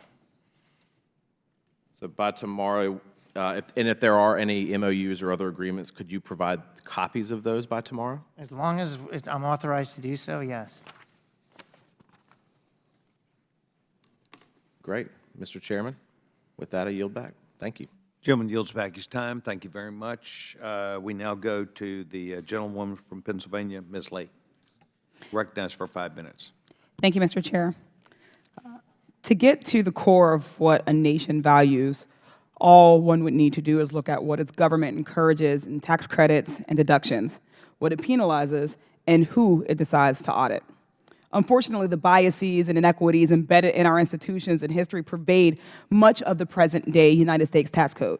Earlier this year, researchers at Stanford's Institute for Economic and Policy Research released a study showing how our tax system disproportionately targets Black families. These researchers found that black taxpayers were nearly 3 to 5 times more likely to be audited than non-black taxpayers. Chair, I ask unanimous consent to enter this study into the record. The shocking thing about this report is that although IRS doesn't ask about race when a taxpayer is filing an individual tax return, IRS's automated selection system disproportionately selects black taxpayers for audits. GAO has been looking into how IRS can better understand how tax provisions can affect individuals and families differently based on their race, their ethnicity, or their sex. Ms. Lucas Judy, can you tell me about what the Government Accountability Office has discovered thus far? So we have ongoing work looking at audit rates and audit selection and equity in audit issues, and that's something that we'll be issuing a report later this year or early next year. But as far as the information that's available to IRS or Treasury or others to be able to look at the potential disparities by race more broadly, we've recommended that Congress help facilitate information sharing between those who are between Treasury and Census and others to be able to do studies on inequities, and also that Treasury consider things other than imputation models to be able to do some of those studies. Thank you. The racial disparity in audit rates is unacceptable, especially when IRS has chronically deprioritized audits on the wealthiest Americans. The number of people with incomes of 1 million has jumped 50% over the last decade, yet audits on millionaires has dropped by 92% in the last 10 years. And in 2021, a team of academic economists and IRS researchers found that the top 1% of U.S. income earners failed to report more than 20% of their earnings to the IRS. Ms. Lucas Judy, GAO is planning to conduct more audit work on this topic, is that correct? That's correct. Commissioner Werfel, what data and evidence are you tracking to demonstrate equity is a priority at the IRS? Yeah, first, Congresswoman, I want to acknowledge how important the question yours is raising. Mr. Werfel, could you move the mic closer? Thank you. First, I want to acknowledge how important your question is. Second, I want to acknowledge that our approach for case selection for refundable credits was racially biased, and we must change it. We have taken the immediate step of significantly reducing the number of audits of refundable credits and shifting that emphasis to high-end tax evasion. And we've also begun making changes to our case selection algorithms to refundable credits to promote equity against all demographics. And we stated publicly that we'll be providing updates on how this is playing out. We're working with a variety of different external stakeholder groups, continuing to work with the researchers at Stanford. I am very motivated and very inspired to get this right. Thank you. What would you say makes auditing these top earners so much more difficult? Those audits are very complicated. The financial structures are complicated. They hire lots of outside consultants, lawyers, accountants. They litigate. These things take a long time, and unfortunately, as we've been talking about, in the 12 years that predated the Inflation Reduction Act, we weren't making the appropriate investments to keep up. Think about how different the world is in 2023 versus 2010 when our budget cuts started. Cryptocurrency, more international globalization of movement of funds. During that time, it became easier for wealthy individuals and organizations to work to shield their income. We have some catching up to do. Thank you. President Biden issued his first executive order to direct federal agencies to examine their policies and actions and how they may create or perpetuate, however unintentionally, outcomes that are barriers to equal opportunity. Commissioner Werfel, I'm pleased to see that IRS is taking this issue seriously. Earlier this year, you wrote a letter to our Senate colleagues assuring them that you take the racial tax gap seriously. You've already mentioned some of the steps that you all have taken, and I appreciate you sharing that for the record. And I look forward to continuing working with you and with my colleagues here in Congress to ensure our tax system is fair and equitable for all Americans and not just the wealthy elite. I yield back. Thank you. Gentleman yields back her time. The distinguished gentleman from Virginia, Mr. Conley, is recognized for 5 minutes. I thank the chair. Mr. Werfel, welcome back. Great to see you. Ms. Lucas Judy, what happened to the IRS budget between 2011 and 2019? Overall, the budget was decreased. Can you be a little more specific? By $1? It went down significantly during that time. I don't have the numbers in front of me. I apologize. Commissioner Werfel, perhaps you have that number. Yeah, in real terms, it went down roughly 20 to 25%. 20 to 25%. Did that have any relationship at all in terms of the operational performance and capability of the IRS in that 8-year time period? It had a significant impact. Like in auditing? Every dimension of our operations suffered from the lack of resources. Customer service? Yes, Processing of refunds? yes. So, Ms. Lucas Judy, it seems to me if GAO wants to come here and testify about recommendations and compliance by the IRS, you ought to take cognizance and be more specific in your awareness of what happened in an 8-year period. And by the way, all of it generated by this Congress. The very people who are here complaining about customer service don't want to mention that many of them or their predecessors voted for stringent cuts in the IRS, including their ability to replace legacy systems in IT, including in ignoring audit, in fact, welcoming the fact there were fewer audits because their friends weren't audited. And it just seems to me we can't be here and pretend history began with this administration or this IRS commissioner. Mr. Werfel, we've had testimony from your predecessors about money left on the table, money owed the federal government in legitimate taxes, but not collected because of this capability problem you described. We have usually used the figure it's as high as $450 billion a year. Your immediate predecessor, appointed by then President Trump, actually said it could be as high as $1 trillion. What is the number you operate with in terms of money owed the federal government but not collected every year? Yeah, so the latest information we have is the gap that you're describing is about $540 billion. Okay, let's take that figure. Okay. Now, help me with math. You must be good at math because you're the IRS commissioner. $540 billion a year. Let's take that out, as we often do, times 10 years. What's that number? 5.4 trillion. Could that reduce the deficit significantly? Yes. Oh. So you'd think people who are deficit hawks might want to, before we talk about raising taxes, just make sure everyone who owes money to the IRS pays it. And therefore, we need the IRS to have that capability. Would that be a sensible proposition, Ms. Lucas? Ms. Lucas Judy, excuse me. Thank you. No, our recommendations, we're hoping that IRS can work them into its strategic operating plan, because we think it's important now that it does have the additional funding, that it has now this opportunity to address some of these longstanding challenges in customer service, in IT modernization. GAO does a great job of presenting every year high-risk categories to Congress, and one of which, by the way, is legacy systems and IT modernization, which I took up and worked very closely with the head of GAO to try to address that, and I think we've gotten pretty high marks for doing that, although IRS remains a case in point where we have lots of progress to make.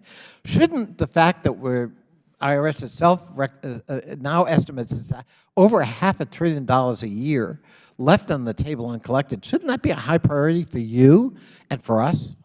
It is definitely a high priority. A high priority. Well, let me just say, Commissioner Werfel, I want to work with you, and I hope this committee wants to work with you. We can talk about tax cheats, but every American, if we're going to have voluntary compliance at the high rate we continue to have in America, it's got to be perceived as a fair system, that what's asked of me is also asked of him or her. And we have got to come up with concrete plans to bring that number down as close to zero as possible. And I'm a Democrat willing to even say every one of those $540 billion ought to be first used for deficit reduction, because it's money we don't have anyhow. So it's not a zero-sum game.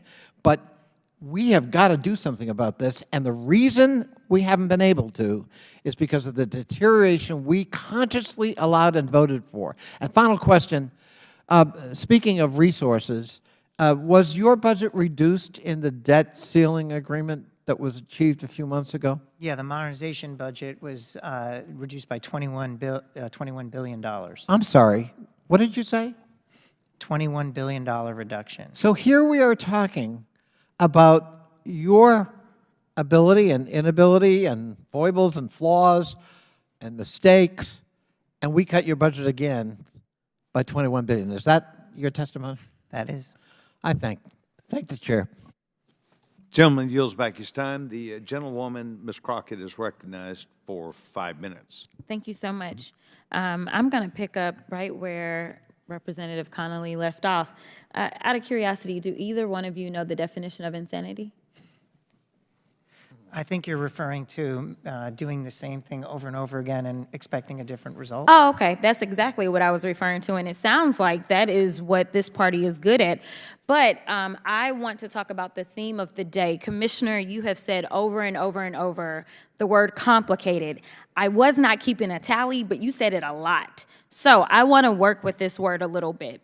I have a list of items. I would like for you to let me know if you believe they are complicated or not. Tax returns. Complicated. Operating the IRS without proper investment. Complicated.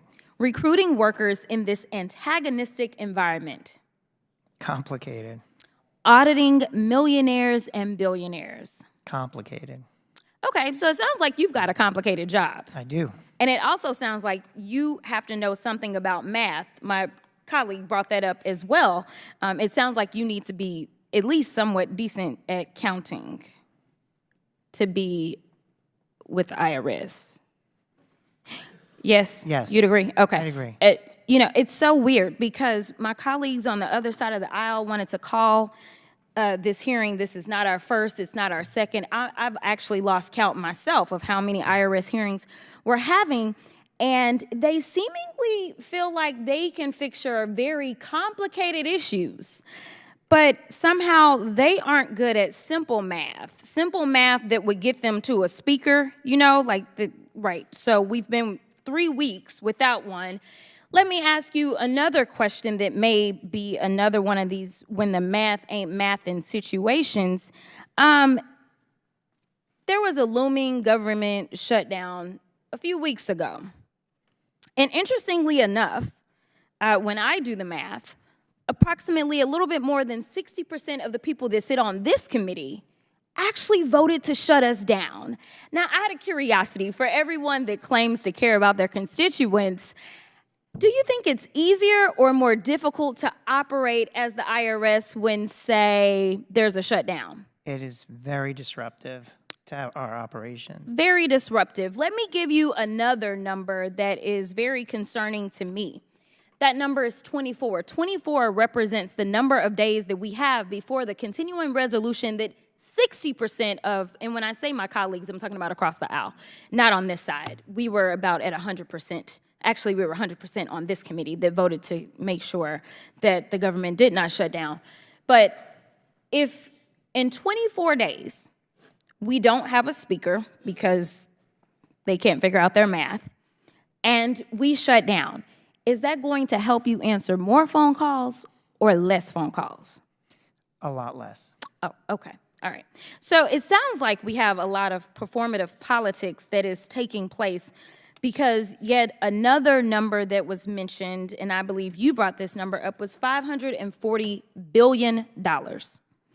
You also talked about appropriations, and you talked about the fact, and I want to be clear about this $540 billion. This $540 billion is a net number, correct? This is not a net zero, like it's going to cost $540 to go get it, and that's how much we're going to get. We're talking about netting $540 billion, correct? $540 billion. I would say we're on track under current course and speed to get about 70 back, so our hope is we'll be at 470. But yeah, it's $470 billion, which is what's owed versus what's paid. Okay, very good. How is it that the American people should believe that the majority party has the ability to solve your complex issues when, number one, they don't pay attention to history, which was defunding this organization has not helped their constituents, but hurt their constituents. And let me add to that. The last time I checked, America is growing. So you were defunding your organization as we were ending up with more people, which means that you have more work, correct? Correct. More population, more filers, more changes to the tax code, and more complexity in how the economy operates. 2010, when our budget reduction started, we never heard of PayPal, Venmo, all these, payment platforms. The gig economy changes, and it's great, but we have to invest and be ready to be effective tax administrators as the world changes. That's why it's important to keep our funding at pace. I agree, and as the child of an IRS worker, I absolutely want to thank you for what you do, and obviously, I always must send love to my mama. I thank her for what she does for the American people as well. I'll yield back. Gentlewoman yields back her time. The distinguished gentleman from South Carolina, Mr. Timmons, is recognized for 5 minutes. Thank you, Mr. Chairman. It's been over a month since the House Oversight Committee launched our impeachment inquiry into the Biden family's domestic and international business dealings to determine whether these activities compromise U.S. national security and, more importantly, President Biden's ability to lead. We've documented over $20 million in payments to Biden's from fees from Ukraine, from Romania, from China. The list goes on. There have also been many whistleblowers alleging improprieties on behalf of the federal government, what seems to be a two-tiered system of justice. So this committee's investigation is doing the job that the DOJ, IRS, and FBI were supposed to be doing. We initially were told there was no communication between President Biden and Hunter Biden about Hunter's business dealings. That was later determined to be false. Then we were told President Biden never communicated with Hunter Biden's business associates. That was determined to be false. Then we were told that President Biden did communicate with Hunter Biden's business associates, but it was only about the weather. That was probably my favorite one, also later determined to be false. Then we were told that President Biden may have communicated with Hunter Biden's business associates, and discussed business on multiple occasions. But President Biden never received a benefit. He said, "Show me the money." And we recently have direct evidence of a $200,000 payment from Jim Biden to his brother Joe. But this is the new one. That's just a loan repayment. And as the White House seeks to continue feeding the American people a narrative that the president has done nothing wrong, perhaps a little advice. Give this committee the loan documents, show us the interest rates, and provide evidence that $200,000 was transferred from President Biden to Jim Biden in the preceding months or years. Document this alleged offense. And if you can do that, then help us understand how it is ethical, legal, or at all appropriate for the president's brother to leverage the president's influence to get hundreds of thousands of dollars from a distressed company while dangling a possible bailout from a Middle Eastern investor. As the White House tries to show the American people that the president did nothing wrong, do not forget that the Oversight Committee has received thousands and thousands of pages of bank records, and fully expect thousands more as we uncover even more and more nefarious activities. This payment is the first of what I anticipate will be millions of dollars to the president. So now, to Commissioner Warfel, I simply have one question for you. Do you promise to act in a nonpartisan manner? Pursue justice no matter where it takes you. I do. Thank you. But between the Lois Lerner scandal and multiple whistleblowers alleging improprieties within the IRS, it seems we have a problem. And we need to restore the American people's faith in our institutions. The Oversight Committee is doing the job that the DOJ, IRS, and FBI refuse to do as it relates to Hunter and Jim Biden and possibly President Biden's activities. And we will continue to move forward, but we need your help to restore faith in our institutions. And with that, Mr. Chairman, I yield back. Gentleman yields back his time. Thank you very much. The gentleman from California, Mr. Garcia, is recognized for 5 minutes. Thank you, Mr. Chairman. Thank you to our witnesses. Administrator Werfel, I also want to if you can pass along my thanks to everyone at the agency, especially the Taxpayer Advocate Service. My team back home has just been really impressed with working with the team and really dedicated servants. I know it's not always an easy job. Just recently, a constituent of mine from the city of Huntington Park, her name was Maritza. She had reached out because of identity theft issues, hadn't received tax returns in 2021 or 2022. We worked with your office and the Taxpayer Advocate Service, and we were able to secure over $16,000 back to her. And And this is a story that we hear over and over again in our office, and so that would not be possible without the team of workers that you have. And so I just want to thank you and remind folks that, yes, this is a hard business, but there's people working really hard to get folks their earned dollars back. So thank you for that. Now, I'm glad that we're having this hearing, and I know that the IRS obviously oftentimes faces a very difficult task. But we all know that the work you all do is very necessary, and we should all want every government agency to be as efficient as possible and work as effectively as possible. A better IRS means better customer service, means better refunds, it means a better economy. I think everyone recognizes this, and obviously when Congress passes a law, we should also be enforcing it. Enforcement is so important. It's something that I was very focused on when I was mayor of Long Beach, just before I got here about a year ago, and enforcement matters in the IRS. Now, I'm very glad that Congress and President Biden came together to fund the IRS Enforcement Division, especially to go after the very wealthy tax cheats that are very regular and very regularly are not paying their fair share in this country. The very rich should pay their fair share. If they do, we could reduce the deficit and inflation and fund better services that would all lead to this. And it's also very unfair, of course, the very rich, billionaires and millionaires cheat on their taxes and get away with it. So I want to just point this out here in this poster, and I think we've been discussing this a little bit throughout the hearing. This goes to show you the IRS enforcement, how depleted we've become just over between 2010 and 2018 in the enforcement budget, enforcement personnel, the overall audit rate. I mean, you see the impact that this can have on an agency. Now, Administrator Werfel, can you confirm that between 2010 and 2020, IRS enforcement funding was cut by 24% in inflation-adjusted terms? That sounds right. And I know the majority has made a lot of comments today, but this has also been a House majority that has decided to actively work against the IRS and work against additional funding. And this chart shows the impact that this has had. Now, the audit rate for the largest corporations and millionaires has plummeted. And this is who the majority, I believe, is working overtime to protect. It's to protect billionaires and millionaires who are cheating on their taxes, not working class people and middle class folks. And so this chart should be of concern to the agency, but it certainly should be a concern to the American public. Now, Administrator, is it correct also that the tax gap, which is the amount of taxes that are owed but not paid, comes to nearly $7 trillion just over the last decade? Yes. And more than a quarter of that comes from the top 1% bracket. Is that right? I have very specific numbers on that. For example, in what I just mentioned, individuals that earn more than $500,000 associate with $40 billion of the tax gap. And then that's just from underreporting, and then when you add in underpayments, it's another $150 billion. So you're roughly at about $200 billion for just those individuals who earn more than $500,000. Well, thank you for that. Now, the IRS investments are expected to raise $124 billion. That's because IRS couldn't hire the tax experts who can catch wealthy tax cheats, but now, of course, they can, and we need to be able to do more. Now, President Biden has promised to grow the economy from the middle out and the bottom up, not the top down. We need to take on tax cheats, especially those at the very top. Lowering the deficit is good, taxing the very wealthy and the rich is good, and ensuring that people pay their fair share of what they owe the government for the basic services that we all depend on as a country is also very important. I want to thank all of my colleagues for having this hearing. I want to thank both of you for your work, and I look forward to continuing ensuring that the very wealthy in this country pay their fair share. I yield back.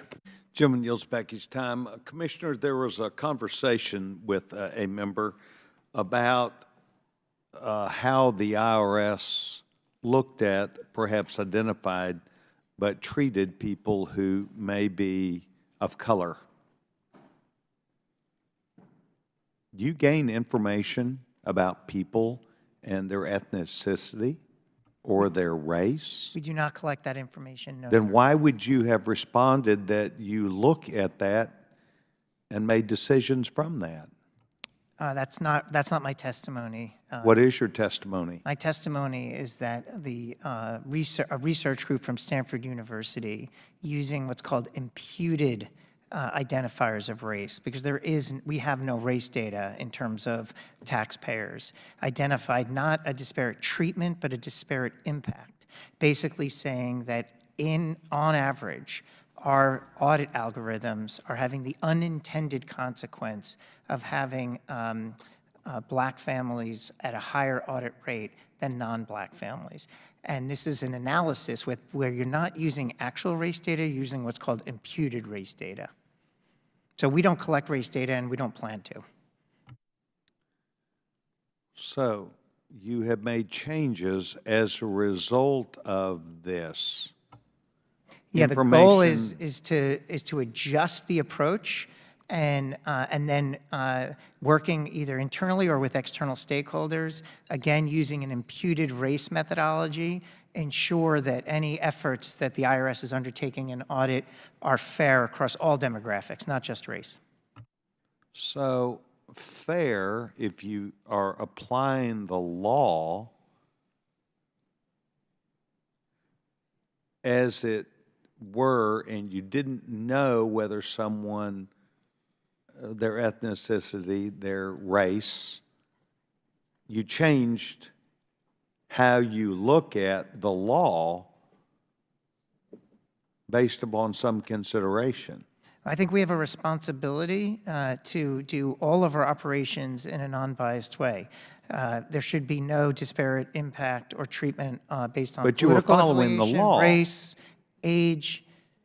Right, and so in following the law, I think our responsibility under the law is to make sure that IRS operations are carried out without a disparate impact on any particular minority population or political group. And so the type of study that Stanford did is helpful.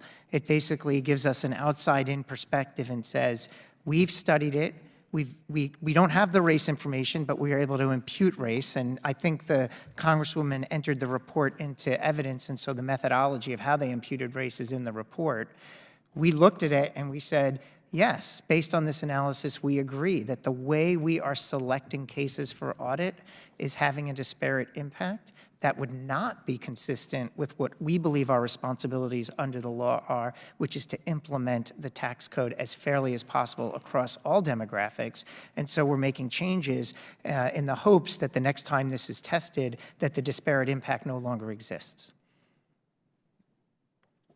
Find it very interesting. I will look at that because it seems like it's a threshold by which you would look at people. Is that more generally, specifically correct?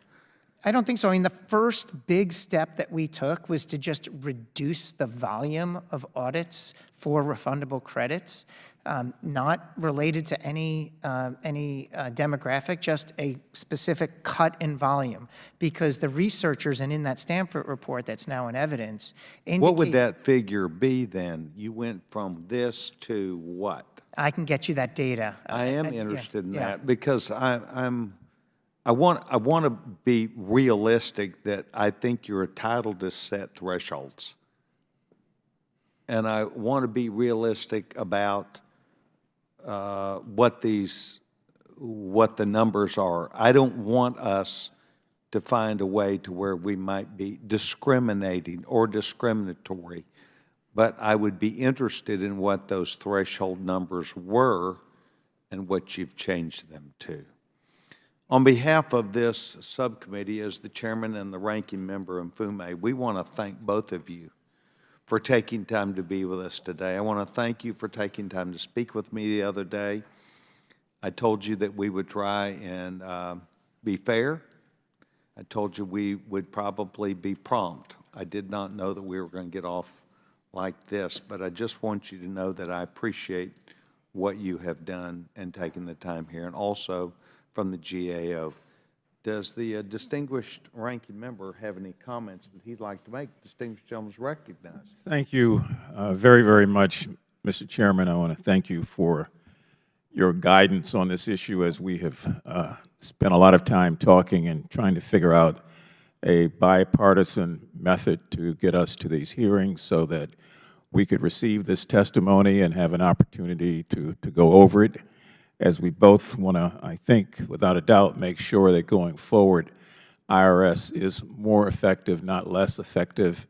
And while all members here have an opinion, it's really up to this committee to set the example. And Mr. Commissioner, I said before, you've got a tough job. You really, really do. There are no silver linings, no magical bullets, and nothing else that's going to set this where we all want it to be on the right track, except hard work and dogged oversight. We do our oversight here, and we expect that you will do dogged oversight in your role.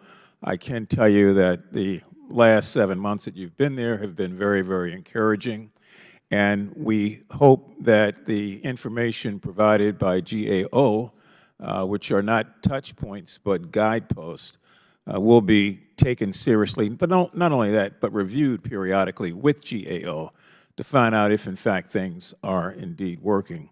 It's a tough road to hoe, but somebody's got to do it, and it looks like you're it, sir, because we recognize we can't do without the IRS in this country, and yet we all know that we want it to be better each and every year. And one of the ways to do that is to make sure that it is properly funded to be able to do those sort of things.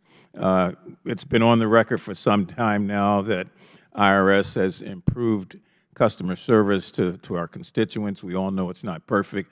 We still get those phone calls in our offices. Our staff still have worked for months and months to work at trying to mildly satisfy and bring about resolution in cases. But I'm glad to report that it's getting better. IRS is opening both permanent and pop-up taxpayer assistance centers to help communities. And trust me, sir, those are very, very needed. A lot of people don't know where to turn. They want to do the right thing by compliance and complying with the law, but they just need, in this instance, a helping hand.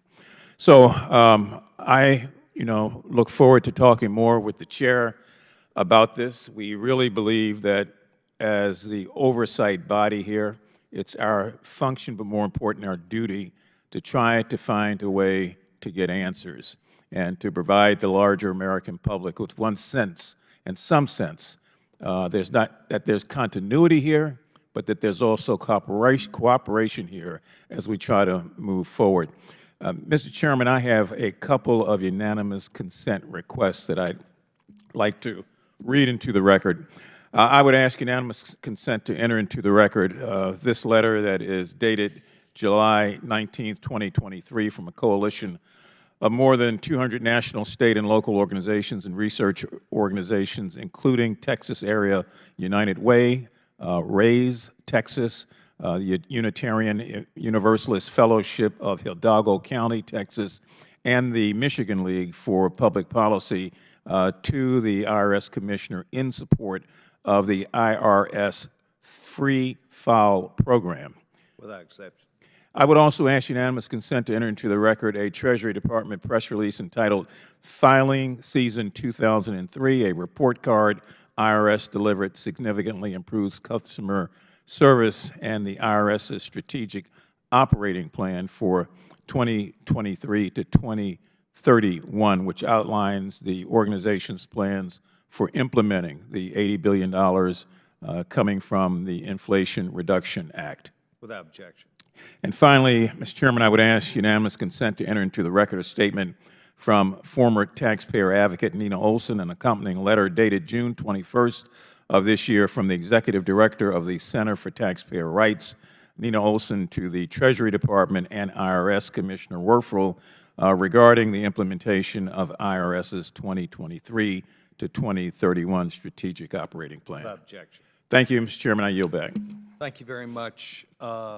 Before I end this, I want to say that Mr. Mfume and I attempt to run this with an understanding about working with each other in a fair manner, not only to our members, but also to the witnesses that we ask to come and appear. We do expect them to appear. We do expect them to follow our guidance of working with each other. But when we end this hearing, we want to come down and shake your hand and thank you for being here. With that, and without objection, all members have 5 legislative days within which to submit material and additional written questions for the witnesses, which will be forwarded to the witnesses. If there's no further business, without objection, subcommittee stands adjourned. Let's go down and thank them. Sir, thank you.